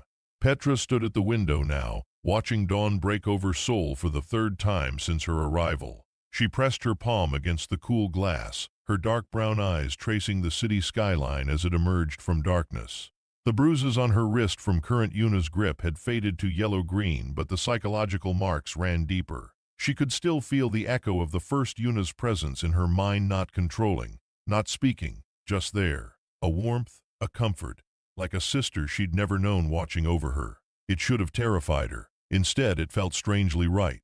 A soft knock interrupted her thoughts. "Come in," Petra called, expecting Mrs. Cho with breakfast. But it was Ji-Hun who entered, looking exhausted. Dark circles shadowed his eyes, and his usually immaculate appearance was disheveled, his shirt untucked, his black hair falling across his forehead, stubble darkening his jaw. He'd clearly been awake for days. "I'm sorry to disturb you," he said, his deep voice rough with fatigue. "I wanted to check on you myself. Make sure you're—" He trailed off, seeming to struggle for words. "All right isn't the right word, is it? After what you've been through." "I'm managing," Petra said honestly. She gestured to the sitting area by the window. "Would you like to sit? You look like you're about to fall over." A ghost of a smile touched his lips. "That obvious?" They sat in the two armchairs facing each other, the morning light casting long shadows across the room. This close, Petra could see the fine lines of stress around his eyes, the tension in his shoulders that even exhaustion couldn't ease. "The family council met last night," Ji-Hun said. "Current Yuna has confessed to the murder. Chairman Park tried to negotiate for house arrest, but I refused. She's being held in a secure location pending trial." "Will there actually be a trial?" Petra asked. "Or will the family make this disappear?" "There will be a trial." Ji-Hun's voice carried absolute conviction. "I've made it clear that if the family attempts to cover this up, I'll take the evidence to the international authorities myself. My wife, the first Yuna, still has friends in the organization she worked for. They've been waiting 5 years for answers. They'll ensure justice is served." Petra nodded slowly. "And the wedding?" "Cancelled, obviously." He ran a hand through his hair. "The Park family is demanding compensation for the broken engagement, the damage to their reputation. I've agreed to pay it. It's worth every one to be free of that alliance." "Will they come after you? After me?" Ji-Hun's dark eyes met hers with fierce intensity. "They won't touch you. I've made that very clear. You're under my personal protection now. Anyone who harms you will answer to me." The words should have sounded like a threat, but coming from him, in that moment they felt like a promise. A vow. "I should go home," Petra said quietly. "Back to Lagos. I've done what I came here to do, helped expose the truth. My family needs me. Your family's being taken care of." Ji-Hun leaned forward, his elbows on his knees. "I had my people check on them 2 days ago. Your mother's medical bills have been paid in full. Your siblings' school fees are covered for the next 5 years. And I've arranged for a monthly stipend to be sent to your mother's account, enough that she'll never have to worry about money again." Petra's breath caught. "You can't just— I haven't earned that. I barely worked here 3 days. You saved my wife's memory. You gave her justice. You gave me closure." Ji-Hun's voice roughened with emotion. "That's worth more than any amount of money. It wasn't me. It was her. The first Yuna. She used me. You let her, Ji-Hun interrupted gently. You could have fought the possession, could have run away when you started experiencing the blackouts. But you stayed. You let her come through you, knowing it could destroy you. That takes courage most people don't have. Petra looked down at her hands, uncomfortable with the praise. I just did what felt right. Which is exactly why I'm asking you to stay. Her head snapped up. What? Ji-Hun stood, moving to the window, his tall frame silhouetted against the rising sun. I'm restructuring the organization, just like my wife wanted me to. Dismantling the criminal operations, transforming everything into legitimate businesses. It's going to take years, and it's going to be dangerous. The other families won't like it. Some of my own people will resist. He turned back to face her. I need people I can trust. People who aren't part of the old system, who don't owe loyalty to the families or the traditions. People who have a moral compass that actually points north. His eyes locked onto hers. People like you. I'm a teacher, Petra said weakly.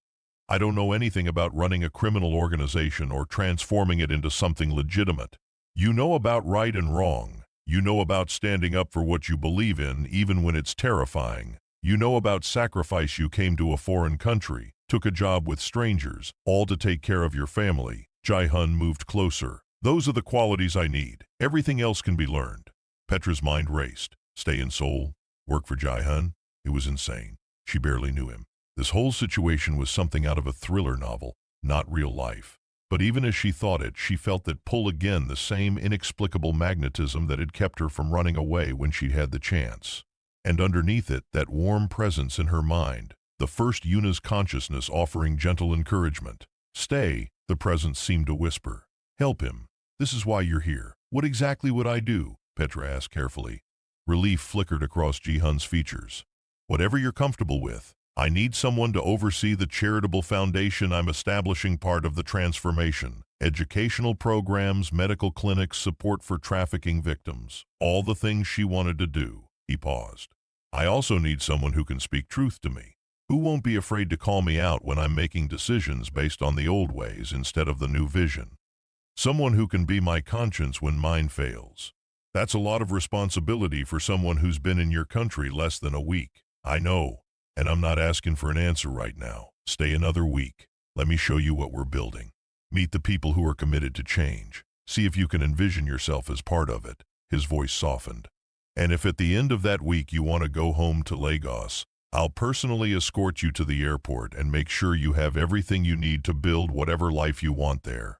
Petra studied his face, the exhaustion, the hope, the vulnerability he was showing her. This was a man who just lost his fiancée, however unwillingly acquired, who'd discovered his wife's murderer, who was attempting to transform an empire built on blood and fear. He was reaching out to a stranger for help because that stranger had proven trustworthy in the most extreme circumstances imaginable. 1 week, she found herself saying, but I have conditions. Name them. First, I want to video call my family every day.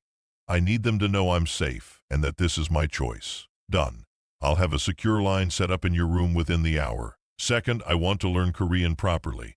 If I'm going to be here, even temporarily, I need to communicate without relying on translators. I'll arrange for a tutor, the best in Seoul. Third, Petra stood, moving to face him directly. Even with her athletic 5'7" frame, she had to tilt her head back to meet his eyes. You have to promise me that you'll never see me as a replacement for her. I'm not the first Yuna. I'm not a vessel for her spirit. I'm Petra Akinwo from Lagos, Nigeria, and if I stay, it has to be as myself, not as her shadow. Something shifted in Ji-Hun's expression, a depth of emotion that made Petra's breath catch. He reached out slowly, giving her time to pull away, and gently tucked a strand of her thick natural hair behind her ear. His fingers barely grazed her skin, but the touch sent electricity dancing along her nerves. I know exactly who you are, he said quietly. You're the woman who ran up 6 flights of stairs to save a stranger from jumping, who stood up to current Yuna despite being terrified, who let yourself be possessed by a ghost to bring a murderer to justice. You're brave and compassionate and stubborn and real. His thumb traced the small scar above her right eyebrow. You remind me of her, the strength, the conviction, the goodness. But you're not her, and I would never insult either of you by pretending otherwise. They stood frozen in that moment, his hands still cupping her face, their bodies close enough that Petra could feel the warmth radiating from him. Her heart hammered against her ribs and she knew she should step back, create distance, maintain professionalism. Instead, she found herself leaning into his touch, her eyes searching his face for answers to questions she didn't know how to ask. What was this connection between them? This pull that defied logic and sense? Was it just the echo of his love for his dead wife seeing her features in Petra's face? Or was it something else, something new and terrifying and real? A sharp knock on the door shattered the moment. They sprang apart like guilty teenagers as Min-ho entered without waiting for permission. "Master Ji-Hun, we have a situation," the scarred man said, his expression grim. "Chairman Park has withdrawn all Park family support from the organization. He's calling in debts, pulling resources, and he's been in contact with the Kim family." Ji-Hun's expression hardened instantly, the vulnerable man disappearing behind the mask of the crime boss. "How bad?" "Bad enough that we need to move quickly. The Kim family smells blood in the water. If they think we're weakened by the Park family's withdrawal, they'll move against our territories." Min-ho's eyes flicked to Petra. "And they'll target anyone they think is important to you. Word is already spread about what happened at the menu tasting. About her." Fear gripped Petra's chest. "They'll come after me?" "Not if I can help it," Ji-Hun said firmly. "Min-ho, increase security on this wing. I want armed guards on every entrance, and I want her movements tracked at all times." "Already done, but sir, keeping her here might not be the safest option. If the Kim family attacks the compound, then we defend it. This is my home. I'm not going to be driven out by territorial vultures. With respect, Master Ji-Hun, this isn't just about pride. This is about strategic thinking, the kind your wife would have wanted you to use." Min-ho's voice was unusually gentle. "We have safe houses, secure locations. We could move Miss Petra somewhere the Kim family would never find her while we deal with this threat." "No." Petra surprised herself with the firmness of her own voice. Both men turned to look at her. "I'm not going to hide while people fight over me like I'm a prize to be won or a weakness to be exploited. If I stay even for just this week, I stay on my own terms. That means I'm part of the solution, not a problem to be hidden away." Ji-Hun's eyes blazed with something that might have been admiration or might have been frustration. "You don't understand what you're saying. The Kim family doesn't play by rules. They'll use any leverage they can find. If they take you, then teach me how to defend myself," Petra interrupted. "Give me training, weapons, whatever I need. But don't lock me in a gilded cage and pretend it's for my protection." Min-ho actually smiled, a rare expression on his scarred face. "She sounds like the first Miss Yuna. Same fire. That's what worries me," Ji-Hun muttered. But Petra could see grudging respect in his eyes. "Fine. Min-ho, arrange for self-defense training, basic weapons handling, situational awareness." He turned back to Petra. "But you follow security protocols. No wandering the mansion alone. No leaving the compound without armed escort. Agreed?"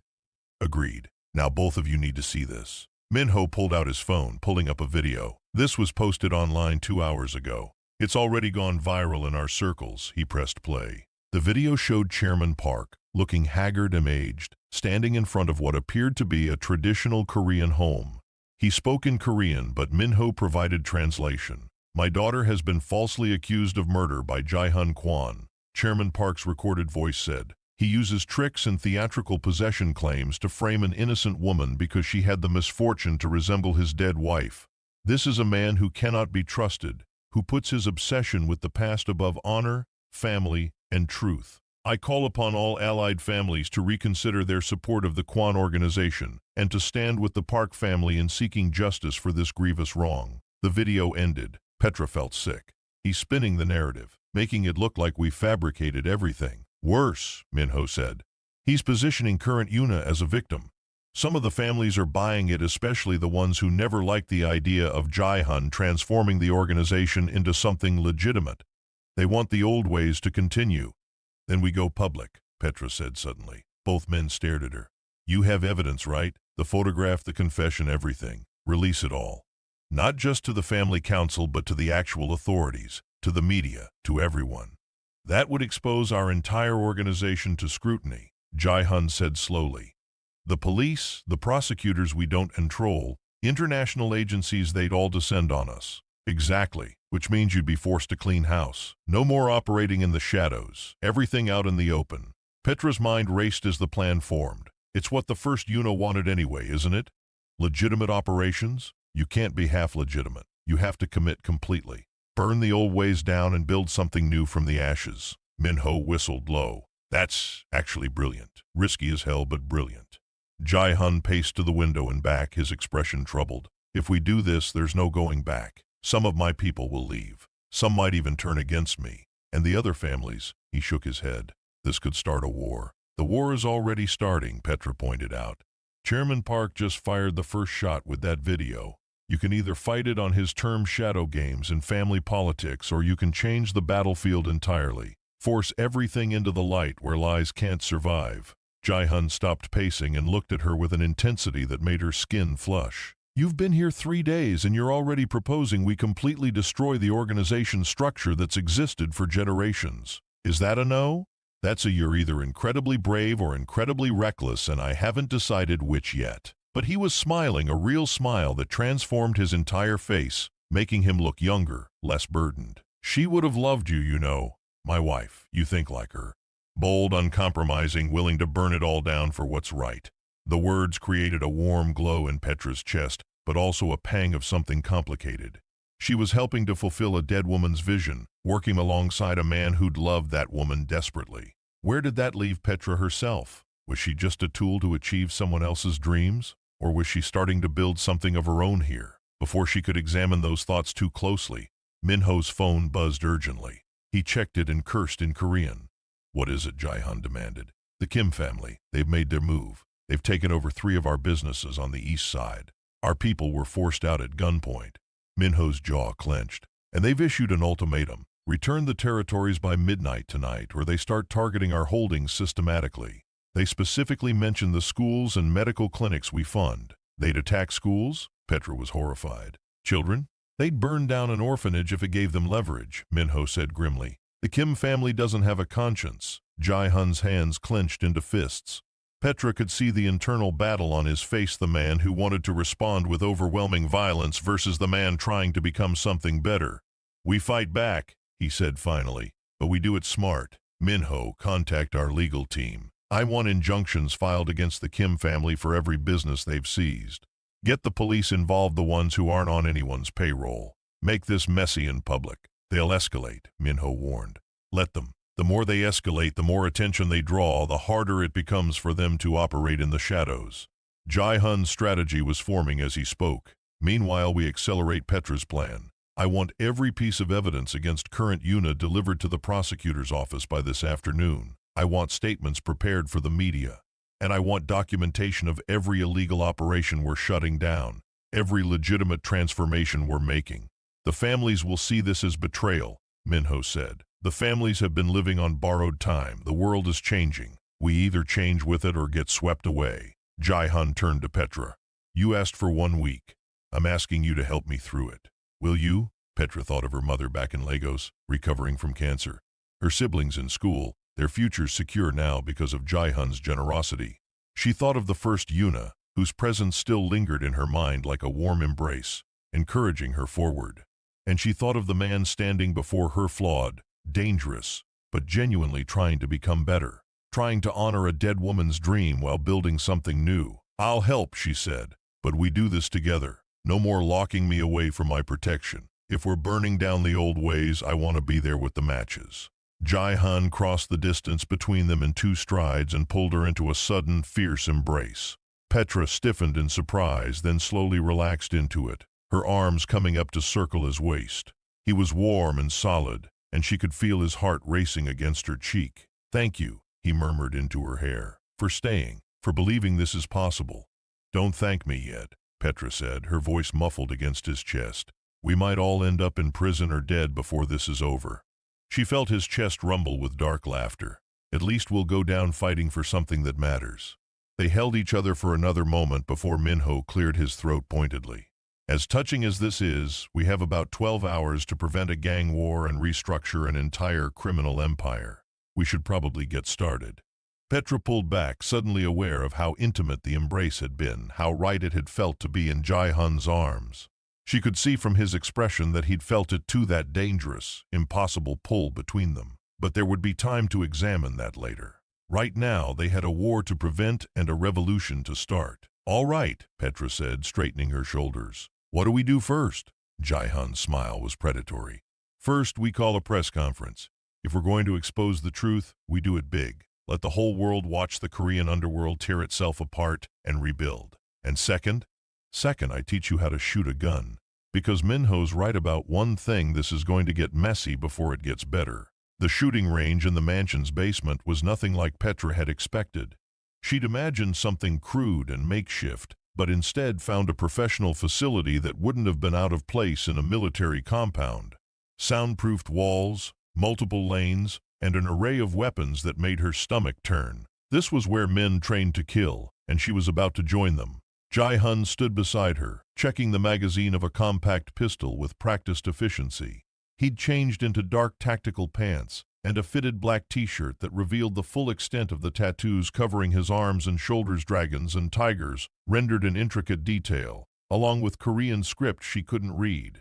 The bullet scar on his right shoulder was visible now, a puckered reminder of the violent life he led. "This is a Glock 19, he said, his voice taking on an instructional tone. 9mm 15-round magazine.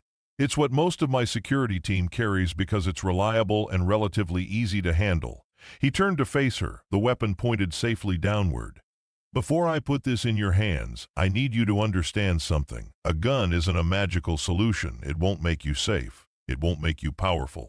All it does is give you one more option in a bad situation, and that option comes with consequences you'll carry for the rest of your life." Petra met his dark eyes steadily. "I understand. I don't want to kill anyone, but I also don't want to be helpless if someone comes after me." "Good answer." Ji-Hun moved behind her, his body close enough that she could feel his warmth. "First rule, treat every weapon like it's loaded, even when you know it's not. Second rule, never point it at anything you're not willing to destroy. Third rule, keep your finger off the trigger until you're ready to fire." He demonstrated the proper stance, then gently adjusted Petra's positioning, hands here, feet shoulder-width apart, knees slightly bent. His touch was professional but sent shivers down her spine anyway. She tried to focus on his instructions rather than the way his breath stirred her hair or how his hands lingered on her waist as he corrected her posture. "Now, extend your arms, both hands on the grip like this." He guided her hands into position. "Don't lock your elbows. You want to absorb the recoil, not fight it."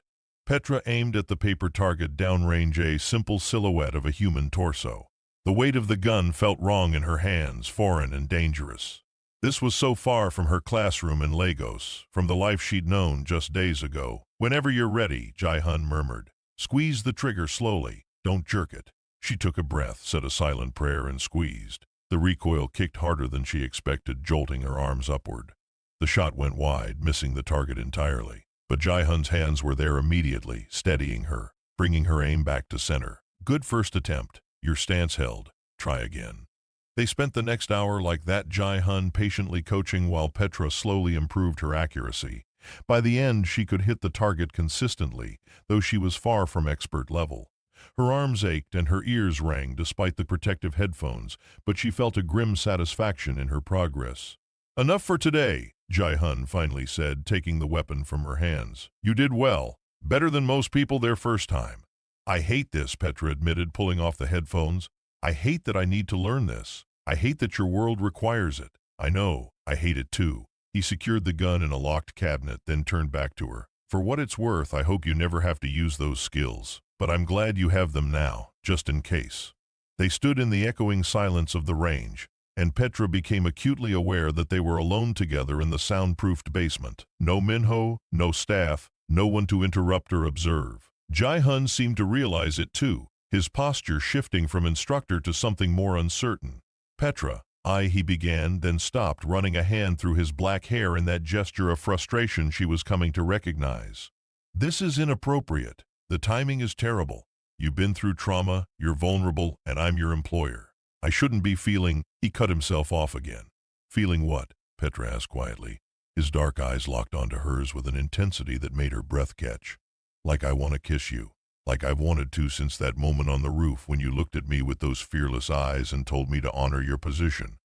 Like every time you challenge me or stand up to current Yuna or propose burning down everything I've ever known." He took a step closer. "You're not her. You're not a replacement or a shadow or a vessel. You're Petra, infuriating, courageous, impossible Petra, and I'm terrified because I shouldn't be feeling this way so soon after everything that's happened. Petra's heart hammered against her ribs. She knew she should be sensible, should maintain boundaries, should remember that she'd known this man for less than a week and everything about this situation was complicated and dangerous and wrong. But she'd never been particularly good at doing what she should. "What if I told you I feel it too?" she whispered. "This pull between us, this impossible connection that makes no logical sense." "Then I'd say we're both in trouble." Ji-Hun's voice was rough. "Because I don't do casual, I don't do temporary. When I commit to someone, it's completely. And you deserve better than a man with blood on his hands and enemies at every door.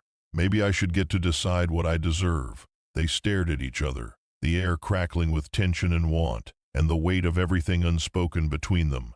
Ji-Hun lifted his hand, hovering near her face but not quite touching. "If I kiss you now, it means something," he said. "It means I'm choosing you, not her memory. It means I'm willing to fight for this, whatever this is, even though it's messy and complicated and probably doomed." "Then kiss me," Petra breathed. "Choose me."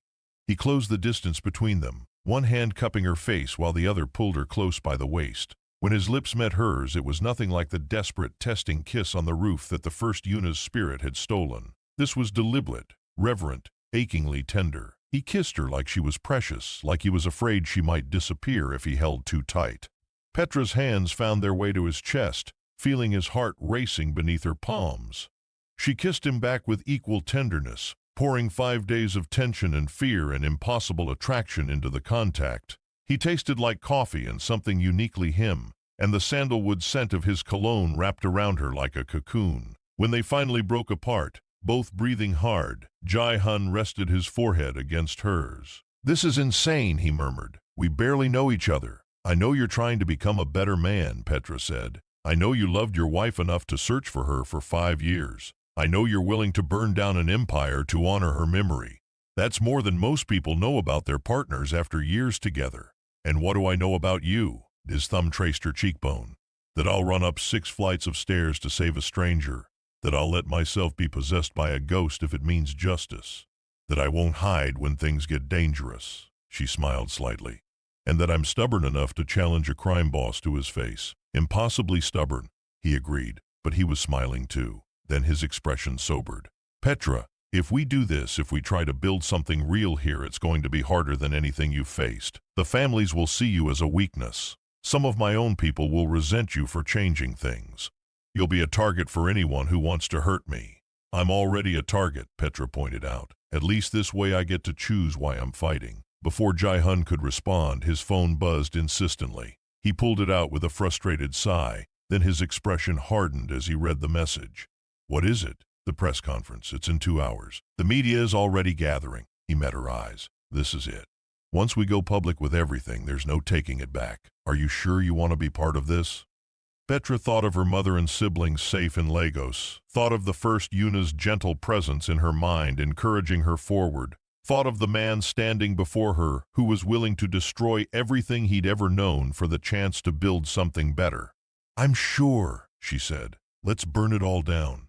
The press conference was held in the mansion's grand ballroom, the same room where Petra had first seen current Yuna throw that champagne glass, though it felt like a lifetime ago rather than 5 days. The space had been transformed with a podium, professional lighting, and rows of chairs rapidly filling with journalists, bloggers, and representatives from every major Korean news outlet.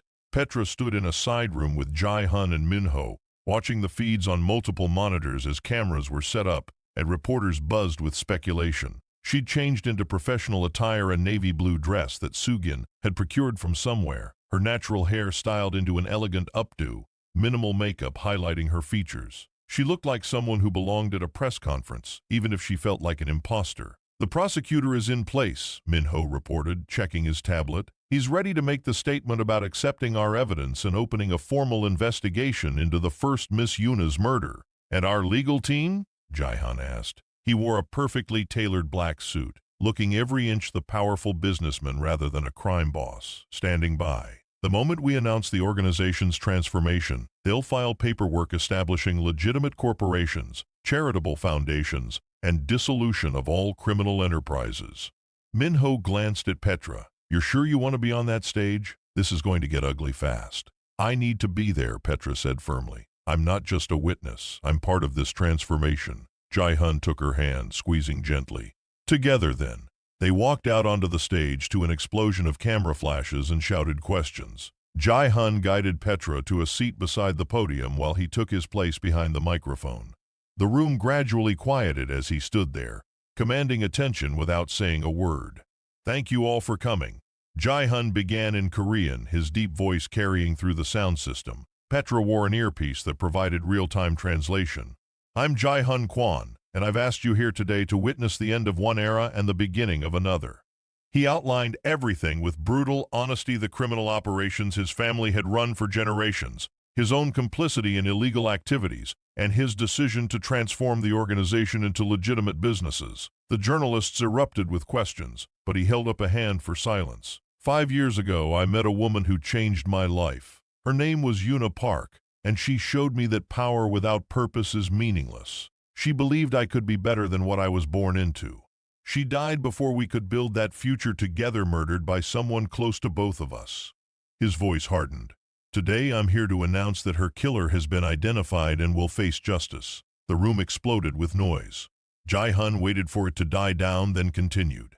Current Yuna Park, daughter of Chairman Park and cousin to my late wife, has confessed to poisoning Yuna 5 years ago at our engagement party. All evidence has been turned over to the prosecutor's office. There will be a full investigation and trial. More chows. Reporters shouted over each other. Cameras flashed continuously.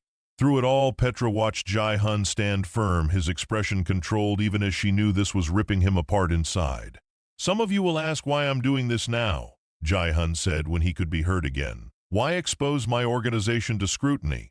Why burn bridges with powerful families? Why risk everything for transparency? He paused, then turned to look directly at Petra. Because someone recently reminded me that you can't be half legitimate. You can't build something new while clinging to old ways. You have to commit completely, even if it means destroying everything you've known. He gestured for Petra to join him at the podium.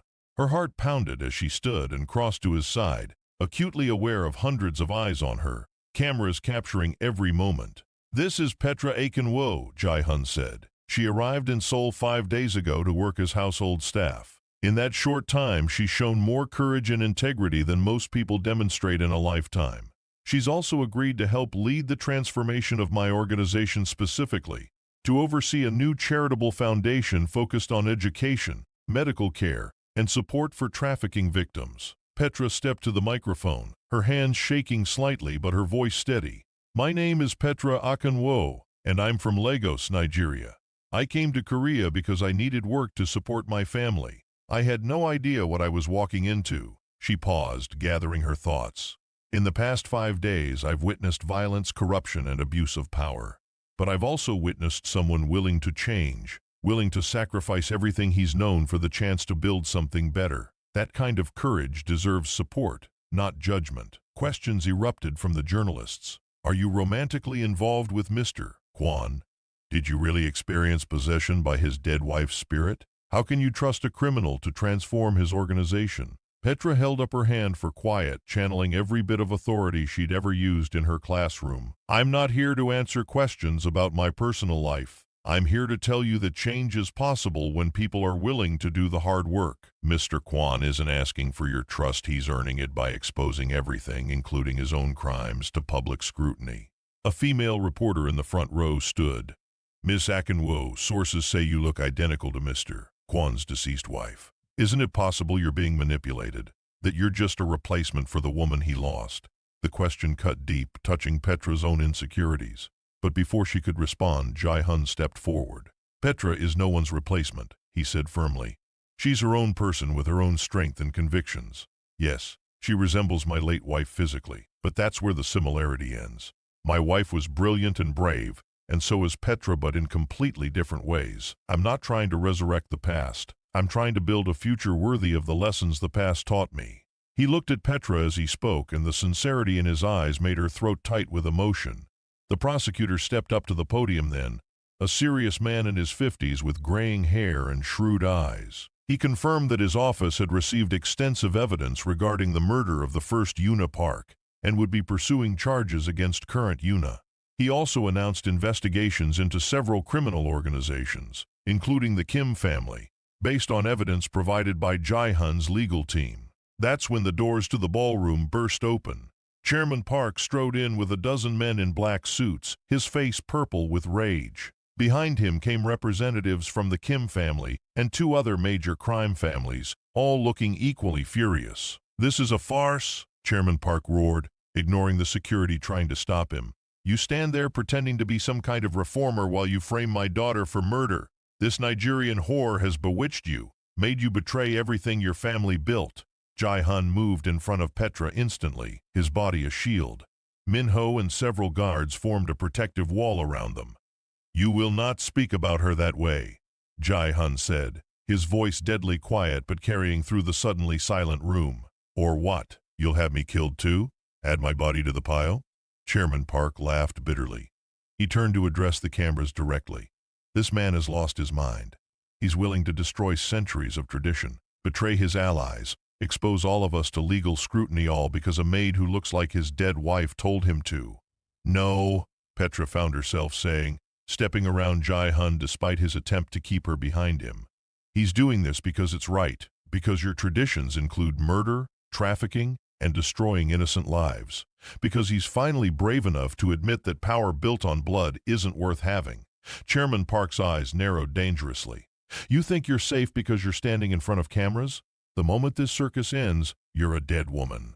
My daughter may have killed one Nigerian bride, but I'll make sure no second one survives." The threat was clear and public. Reporters scribbled frantically. Cameras captured everything.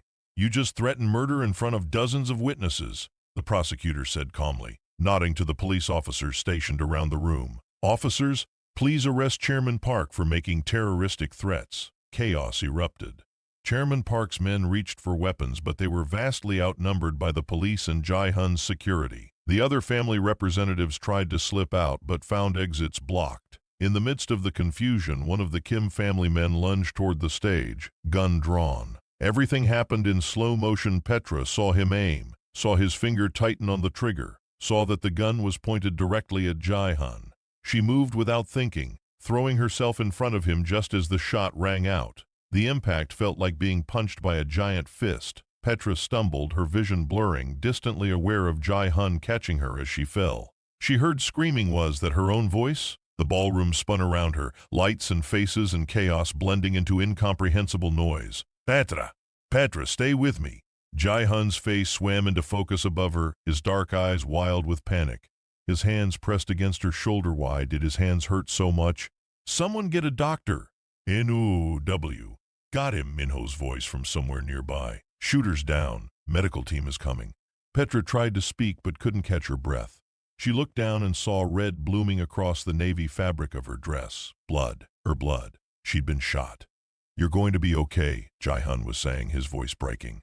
"You're going to be fine. Just stay with me. Please, Petra, don't leave me. Not like her. Not you too." She wanted to tell him she was fine, that it didn't hurt that much, though it did, God it did, that she wasn't going anywhere. But her vision was darkening at the edges, her body suddenly so heavy she couldn't lift her hand.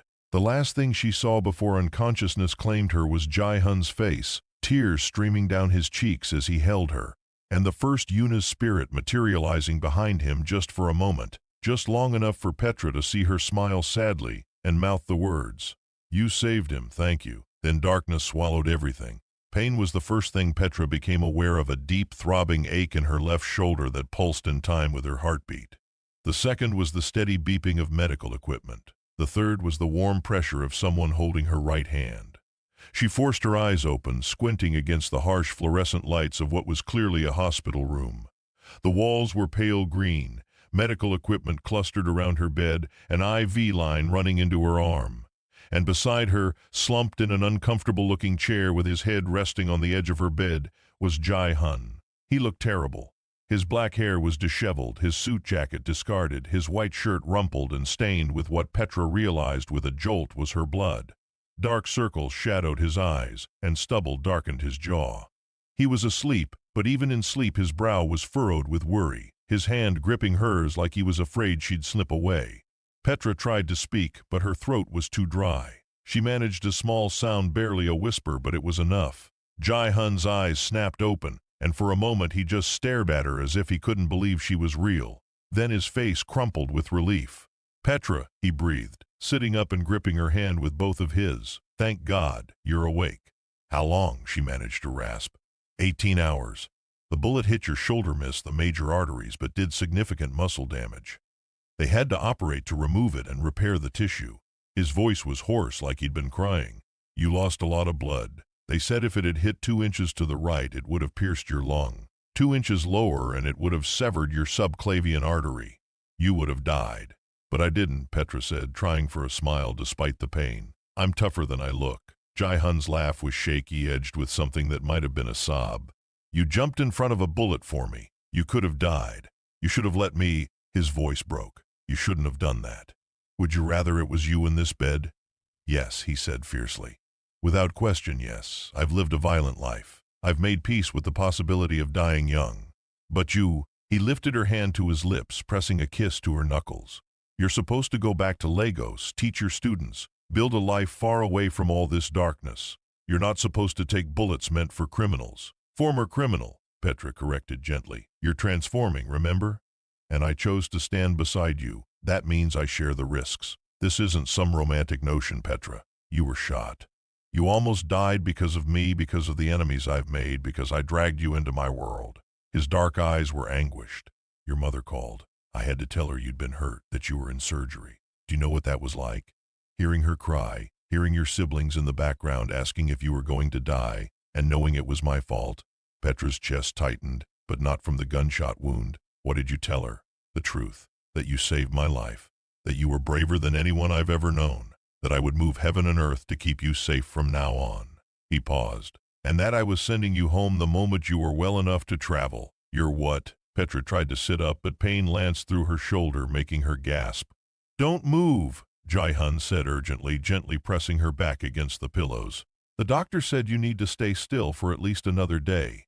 "I'm not going anywhere," Petra said firmly. Once the pain subsided to a manageable throb. "We had a deal. 1 week. It's only been 5 days. The deal is off. Everything's changed. You were shot, Petra. Shot. This isn't a game or an adventure. This is life and death." His hand trembled where it held hers. "I can't lose you. I won't.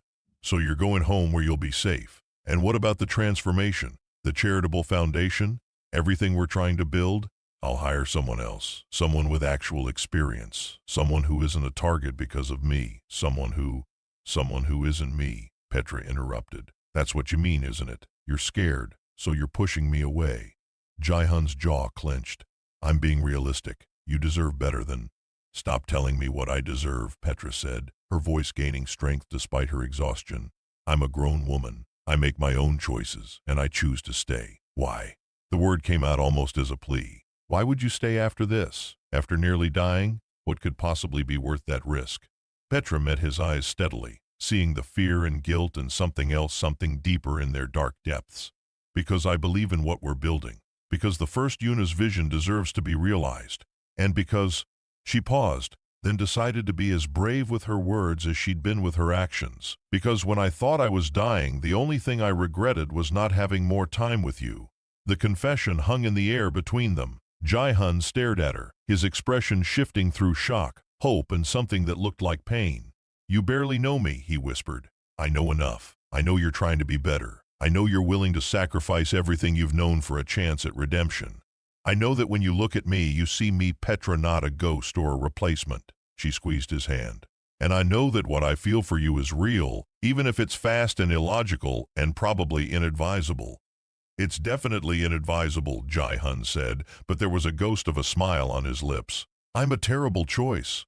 A man with enemies, with blood on his hands, with a past that will never fully go away. Good thing I've never been very good at making safe choices." He stood then, leaning over her carefully, his face inches from hers. "If you stay, I can't promise your safety. I can't promise this won't get harder before it gets better.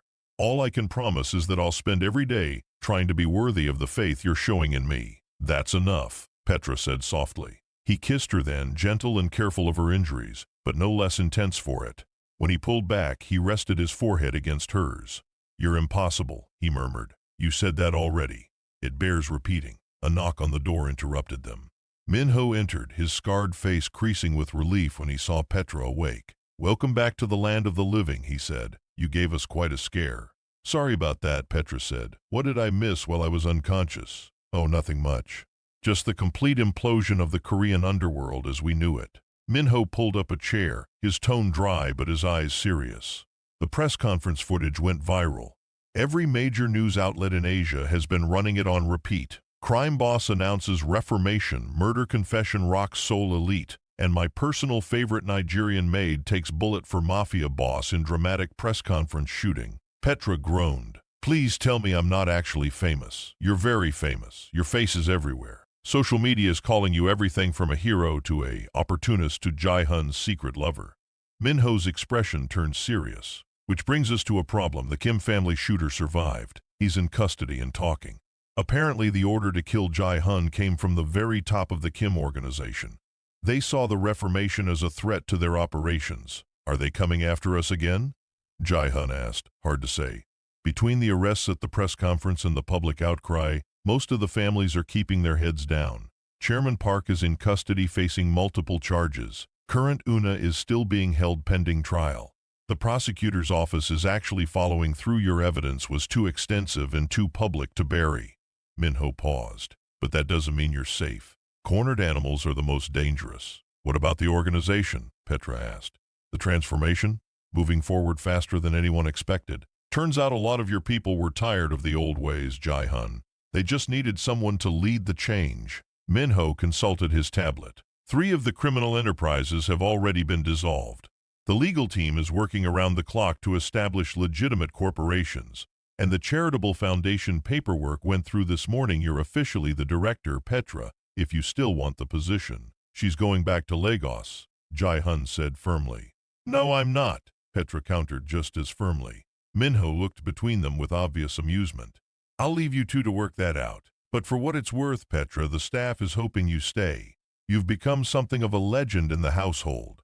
The woman who stood up to current Yuna, who let herself be possessed to expose a murderer, who took a bullet for the boss. People are taking bets on whether Ji-Hun proposes before or after you're fully healed."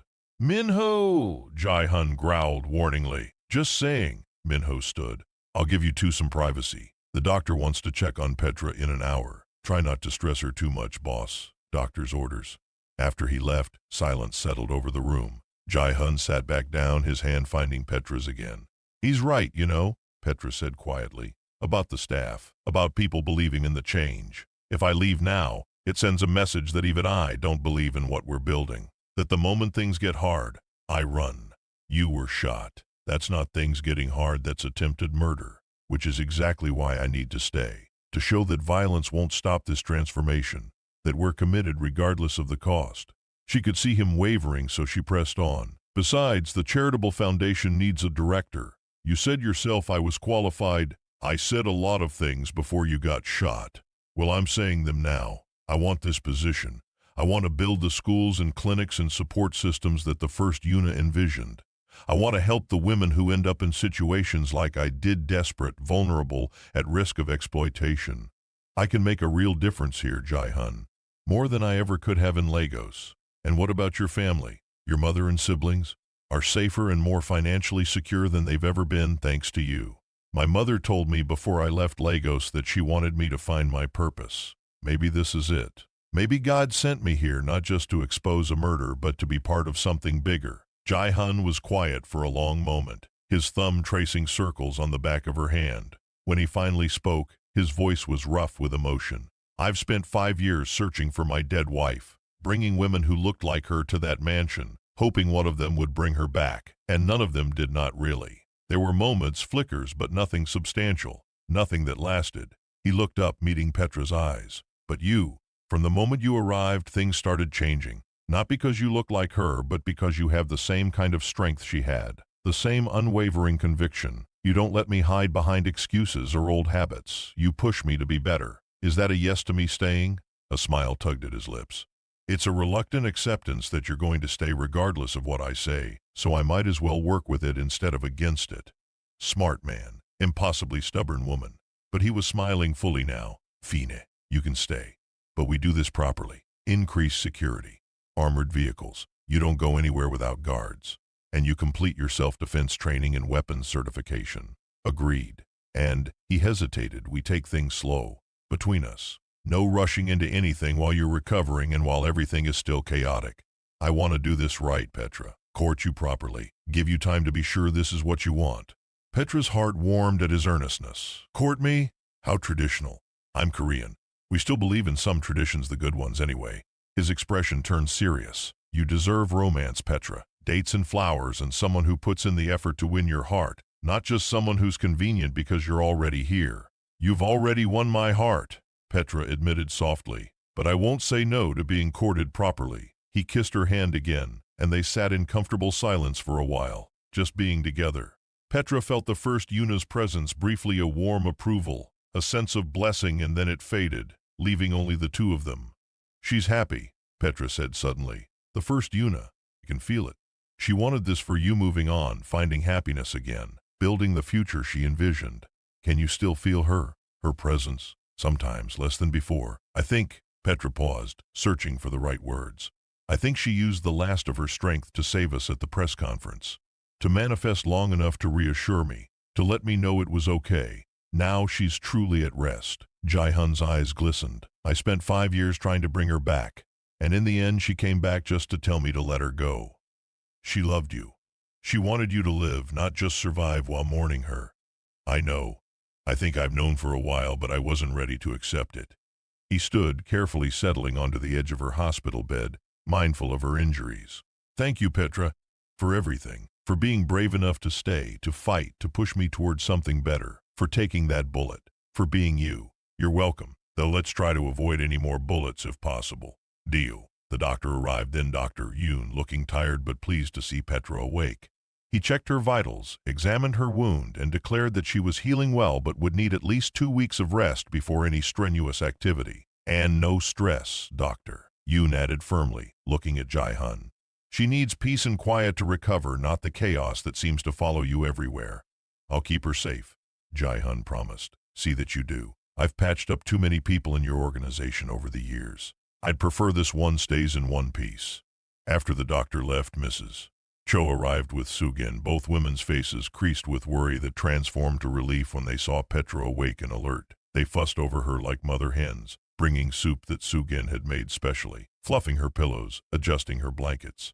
You gave us such a fright, Mrs. Cho said, her stern facade cracking to show genuine affection. Jumping in front of that bullet like some kind of action hero. I wasn't thinking, Petra admitted. I just saw the gun aimed at Ji-Hun and moved. That's love, Sujin said matter-of-factly, ignoring Ji-Hun's sudden cough. When you move without thinking to protect someone, that's love. I saw it with the first Miss Yuna and Master Ji-Hun. I see it now with you too. Sujin. Ji-Hun started. Oh hush. You can lie to yourself if you want, but don't lie to us. We have eyes. Sugin smiled warmly at Petra. I'm glad you're staying. The house needs someone like you. Someone with fire and conviction. Someone who makes the master smile like he used to. Mrs. Cho nodded agreement. The staff is with you, both of you. Whatever you need for this transformation, you have our support. It was such a simple statement, but it meant everything. These people who'd lived in fear under the old regime were ready to embrace change, to build something better. Petra felt tears prick her eyes. Thank you, she whispered. That means more than you know. They stayed for another hour, filling Petra in on the household news, the public reaction to the press conference, the changes already underway. By the time they left, Petra was exhausted but happy, surrounded by people who'd become something like family in less than a week. Ji-Hun settled back into the chair beside her bed, his hand reclaiming hers. You should rest, he said. You've had a lot of visitors for someone who just woke up from major surgery. I'm not tired, Petra lied, even as her eyelids grew heavy. Lear, go to sleep. I'll be here when you wake up. Promise? Promiso, I'm not going anywhere. Petra let her eyes drift closed, secure in the knowledge that he meant it. Whatever challenges lay ahead, and she knew there would be many, they would face them together. Her last conscious thought before sleep claimed her was that she'd come to Seoul seeking a job to support her family. Instead, she'd found a purpose, a new family, and possibly love. Not a bad trade for 5 days of chaos. 3 months later, Petra stood in the lobby of the newly opened Yuna Park Memorial Foundation headquarters, watching as the last construction workers finished installing the bronze plaque beside the entrance. The building was modest compared to the Kuan mansion, only 4 stories. Glass and steel with clean modern lines, but it represented something far more valuable than opulence. It represented hope. The plaque bore the first Yuna's photograph and a simple inscription in Korean and English, "In memory of Yuna Park, who believed that true power comes from lifting others up. May her vision of justice, education, and compassion live on through this work." Petra's left shoulder still ached occasionally, especially when the weather changed, but the physical therapy had restored most of her range of motion. The scar was permanent, a puckered circle of tissue that she'd initially hated but had come to accept as part of her story. She'd survived, she'd healed, and now she was building something that mattered. "It's perfect," Ji-Hun said, coming to stand beside her. He'd changed so much in 3 months. The constant tension in his shoulders had eased. The darkness in his eyes had lightened. He smiled more now, laughed more. The transformation of the organization had been brutal and exhausting, but it was working. Most of the criminal enterprises had been dissolved or converted to legitimate operations. The families who'd resisted had either come around or found themselves facing prosecution. Current Yuna's trial had concluded 2 weeks ago. She'd been found guilty of murder and sentenced to 25 years in prison. Chairman Park, facing charges of conspiracy and making terroristic threats, had taken a plea deal that would keep him locked up for at least a decade. The Park family's power had crumbled, their territories absorbed by other families or transformed into legitimate businesses under Ji-Hun's guidance. "Nervous about tomorrow?" Ji-Hun asked, slipping his hand into hers. The gesture was so natural now, so right. They'd taken things slowly, as promised, proper dates, long conversations, learning each other's histories and hopes. The physical attraction was still there, simmering beneath the surface, but they built something deeper first, a foundation of trust and respect and genuine affection. "Terrified," Petra admitted. Tomorrow was the foundation's official opening, a ribbon-cutting ceremony attended by city officials, journalists, and representatives from international aid organizations. She'd be giving a speech, outlining their programs: educational scholarships for underprivileged youth, medical clinics in underserved areas, safe houses for trafficking victims, job training for women trying to escape exploitation. What if I mess up the speech? What if people don't take me seriously because I'm so new to this work? Then I'll remind them that you took a bullet to expose corruption and survived being possessed by a ghost to bring a murderer to justice," Ji-Hun said with a slight smile. "I think your credentials speak for themselves. When you put it like that, it sounds like something out of a drama. Our whole story sounds like something out of a drama. That doesn't make it any less real." Petra leaned into him, resting her head against his shoulder, the one that wasn't scarred from bullets. "I talked to my mother this morning. She and the kids might visit next month." "Really?" Ji-Hun's voice lifted with genuine pleasure. He'd spoken with Petra's family several times over video calls, slowly building relationships with the people who mattered most to her. "I'd like that. I'd like to meet them properly. Thank your mother in person for raising such an extraordinary daughter. She's already planning the menu for when she cooks for you. Warned me that if you don't eat at least 3 servings of everything, it means you don't really love me." Ji-Hun laughed, a deep, genuine sound that Petra never got tired of hearing. "Then I'll make sure to come hungry." They stood together in the empty lobby, the late afternoon sun streaming through the glass walls, and Petra felt a profound sense of rightness. This was where she was supposed to be. Not teaching English in Lagos, though she'd loved that work, but here, building something larger than herself, honoring a dead woman's vision while carving out her own legacy. "I have something for you," Ji-Hun said suddenly, reaching into his jacket pocket. He pulled out a small velvet box and Petra's heart stuttered. "Ji-Hun, it's not what you think," he said quickly, though she could see nervousness in his dark eyes. "I mean, it's jewelry, but it's not. I'm not—" He took a breath, steadying himself. "I'm not proposing. Not yet. We agreed to take things slow, and I'm keeping that promise, even though every day I have to resist the urge to ask you to marry me." Petra's breath caught. "You want to marry me?" "Of course I want to marry you. I've wanted to marry you since approximately the 3rd day you were here, when you told current Yuna to her face that you wouldn't be intimidated." He opened the box, revealing a delicate gold necklace with a pendant, 2 hands clasped together, one noticeably larger than the other, forming a heart shape. "This is a promise that I'm committed to you, to us, to building a future together. When the time is right, when you're ready, when we've built this foundation into everything it can be, when we've proven that what we have is lasting, I'll ask you properly." With a ring and a speech and probably way too many flowers because I'll be nervous. Petra's eyes filled with tears as she took in the beautiful symbolism of the necklace. It's perfect. He removed it from the box and moved behind her, fastening it around her neck with gentle hands. The pendant settled just below her collarbone. Right above her cross necklace, the two pieces of jewelry representing her faith and her future, sitting together. "I love you," Ji-Hun said softly, his lips close to her ear. "I know it's only been 3 months, and maybe that's too soon to say it, but I need you to know. I love you, Petra Akinwo, not because you look like someone I lost, but because you're someone I found, someone who makes me want to be better every single day." Petra turned in his arms, looking up into his face, this man who'd transformed from a grief-stricken crime boss into someone genuinely trying to make amends for his past. "I love you too. I think I started falling for you on that rooftop, when you told me I needed to leave for my own safety but looked at me like you desperately wanted me to stay." He cupped her face with both hands, his thumbs brushing away the tears on her cheeks. "Best decision you ever made staying." "Second best," Petra corrected. "The best was jumping in front of that bullet, because it proved to both of us that this is real, that I wasn't just here out of obligation or fascination with danger. I was here because I chose you." Ji-Hun kissed her then, deep and thorough, pouring 3 months of carefully controlled desire into the contact. Petra kissed him back with equal fervor, her hands fisting in his shirt, pulling him closer. They were alone in the building, the construction workers gone for the day, and for a moment Petra considered suggesting they take advantage of that privacy. But Ji-Hun pulled back, resting his forehead against hers, both of them breathing hard. "We should stop," he said, his voice rough. "We agreed to wait until—" "I know what we agreed," Petra said. "But Ji-Hun, I'm ready. I've been ready. I love you and I trust you, and I don't want to wait anymore."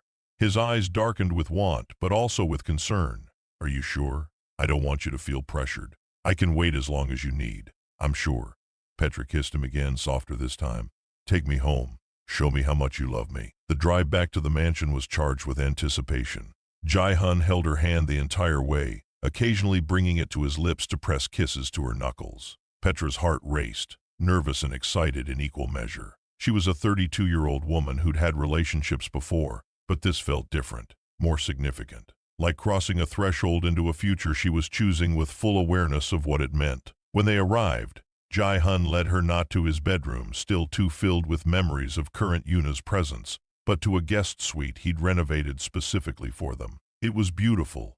Warm earth tones, soft lighting, a massive bed with crisp white linens. He'd thought of everything, including fresh flowers on the nightstand, not lilies, which reminded them both of the first Yuna, but peonies in shades of pink and coral.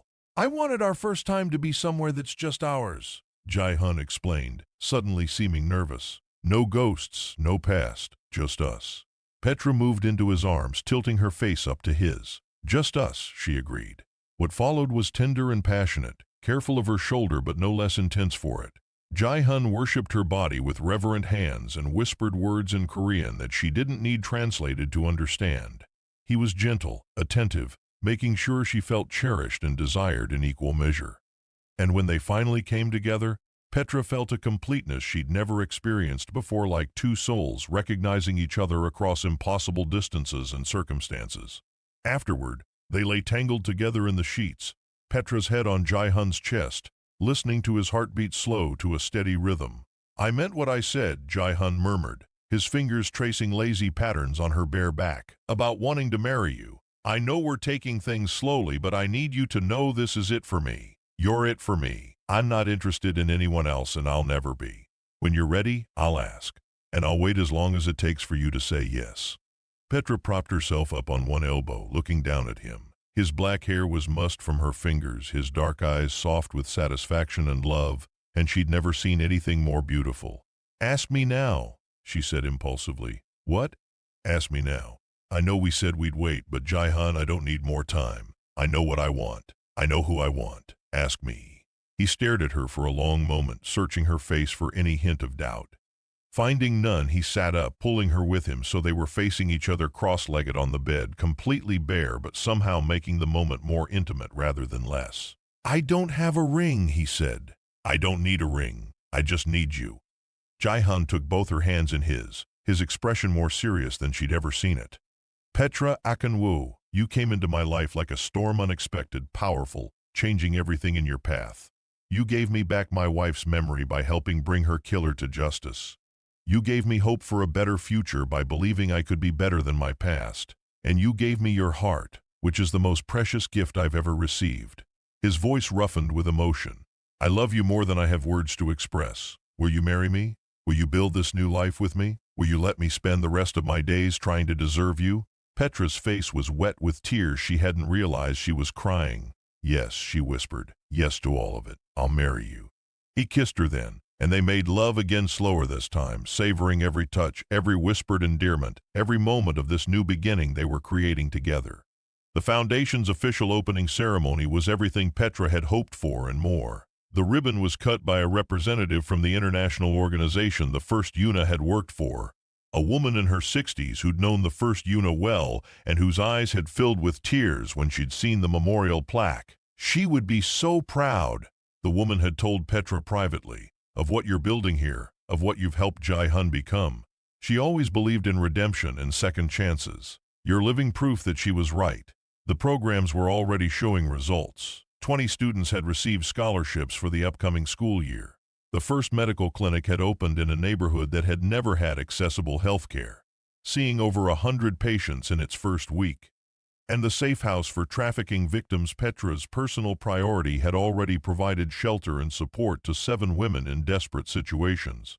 In the months that followed, Petra and Ji-Hun fell into a rhythm. She managed the foundation's expanding operations while he continued transforming the organization, always consulting her on major decisions, valuing her perspective as his moral compass. They worked together, lived together, built a future together. Ji-Hun proposed officially 6 months after that night in the guest suite, with a ring, this time a stunning ruby, surrounded by diamonds that reminded Petra of the sunset over Seoul on the night they'd first kissed. She said yes again, with the same certainty she'd felt that first time. The wedding was a fusion of Korean and Nigerian traditions, held a year to the day after Petra had first arrived in Seoul. Her mother and siblings flew in, along with friends from Lagos, and Petra cried happy tears as her brother Chidi walked her down the aisle to where Ji-Hun waited, looking devastatingly handsome in traditional Korean formal wear. Mrs. Cho officiated. It turned out she was a licensed officiant, which she'd never mentioned because nobody ever asked. Min-ho was Ji-Hun's best man, his scarred face creasing with the closest thing to sentimentality Petra had ever seen from him. Sujin stood as Petra's maid of honor, beaming with joy. As they exchanged vows, Petra, in a white gown that honored both her Christian faith and Korean aesthetics, she felt it one final time. The first Yuna's presence, warm and approving, like a blessing from beyond. Then it faded completely, and Petra knew with certainty that the other woman was finally at peace, her work complete, her legacy secured in the foundation that bore her name, and the man who'd finally learned to love again. I love you, Ji-Hun said as he slipped the wedding band onto her finger. My partner, my conscience, my future. I love you, Petra replied, her voice steady despite her tears. My love, my home, my choice. They kissed as husband and wife, and the guests erupted in applause, Korean and Nigerian voices mingling in celebration, East and West united in joy. 2 years after the wedding, Petra stood in the first Yuna's old room, her room for those first chaotic days which had been converted into a nursery. She held her daughter in her arms, a beautiful baby girl with Ji-Hun's dark eyes and Petra's warm brown skin, sleeping peacefully in a pale yellow onesie. She's perfect, Ji-Hun said from the doorway, his voice filled with wonder. Even after 2 years of marriage, he still looked at Petra like she was a miracle. Just like her mother, she has your stubborn chin, Petra observed with a smile, and your brave heart. He moved to join them, one arm around Petra's waist, the other hand gently touching their daughter's tiny fist. What should we call her?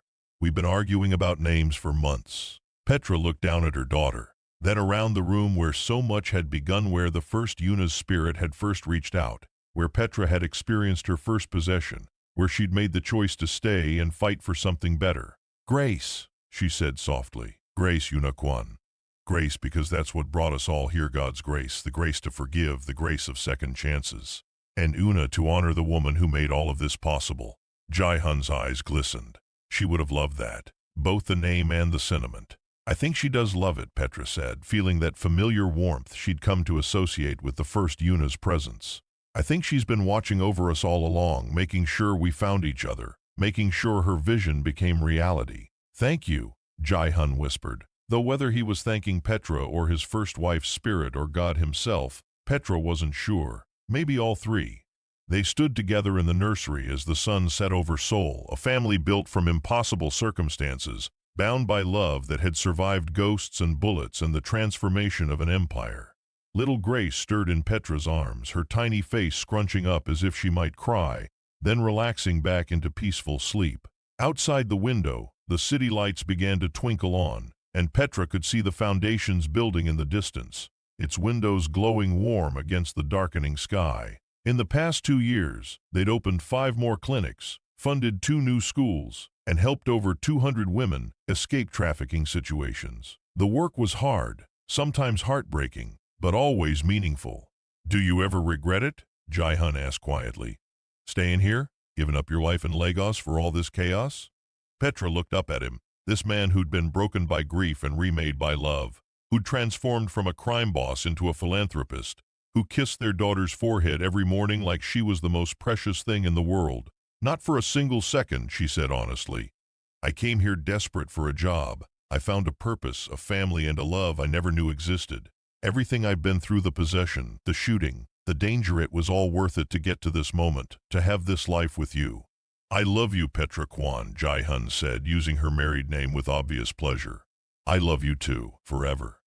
They kissed over their sleeping daughter's head, and Petra felt it one final time, the first Yuna's presence, not sad or wistful or desperate, but content, proud, happy. And then it was gone, fading into the sunset like a benediction, like a final goodbye, like permission to live fully in the present, rather than being haunted by the past. Petra smiled, touching the necklace Ji-Hun had given her 3 years ago, the clasped hands forming a heart which she still wore every day alongside her cross and her wedding ring. Everyone had feared the Korean Mafia boss's fiancée, until the new black maid changed everything. But that wasn't the end of the story.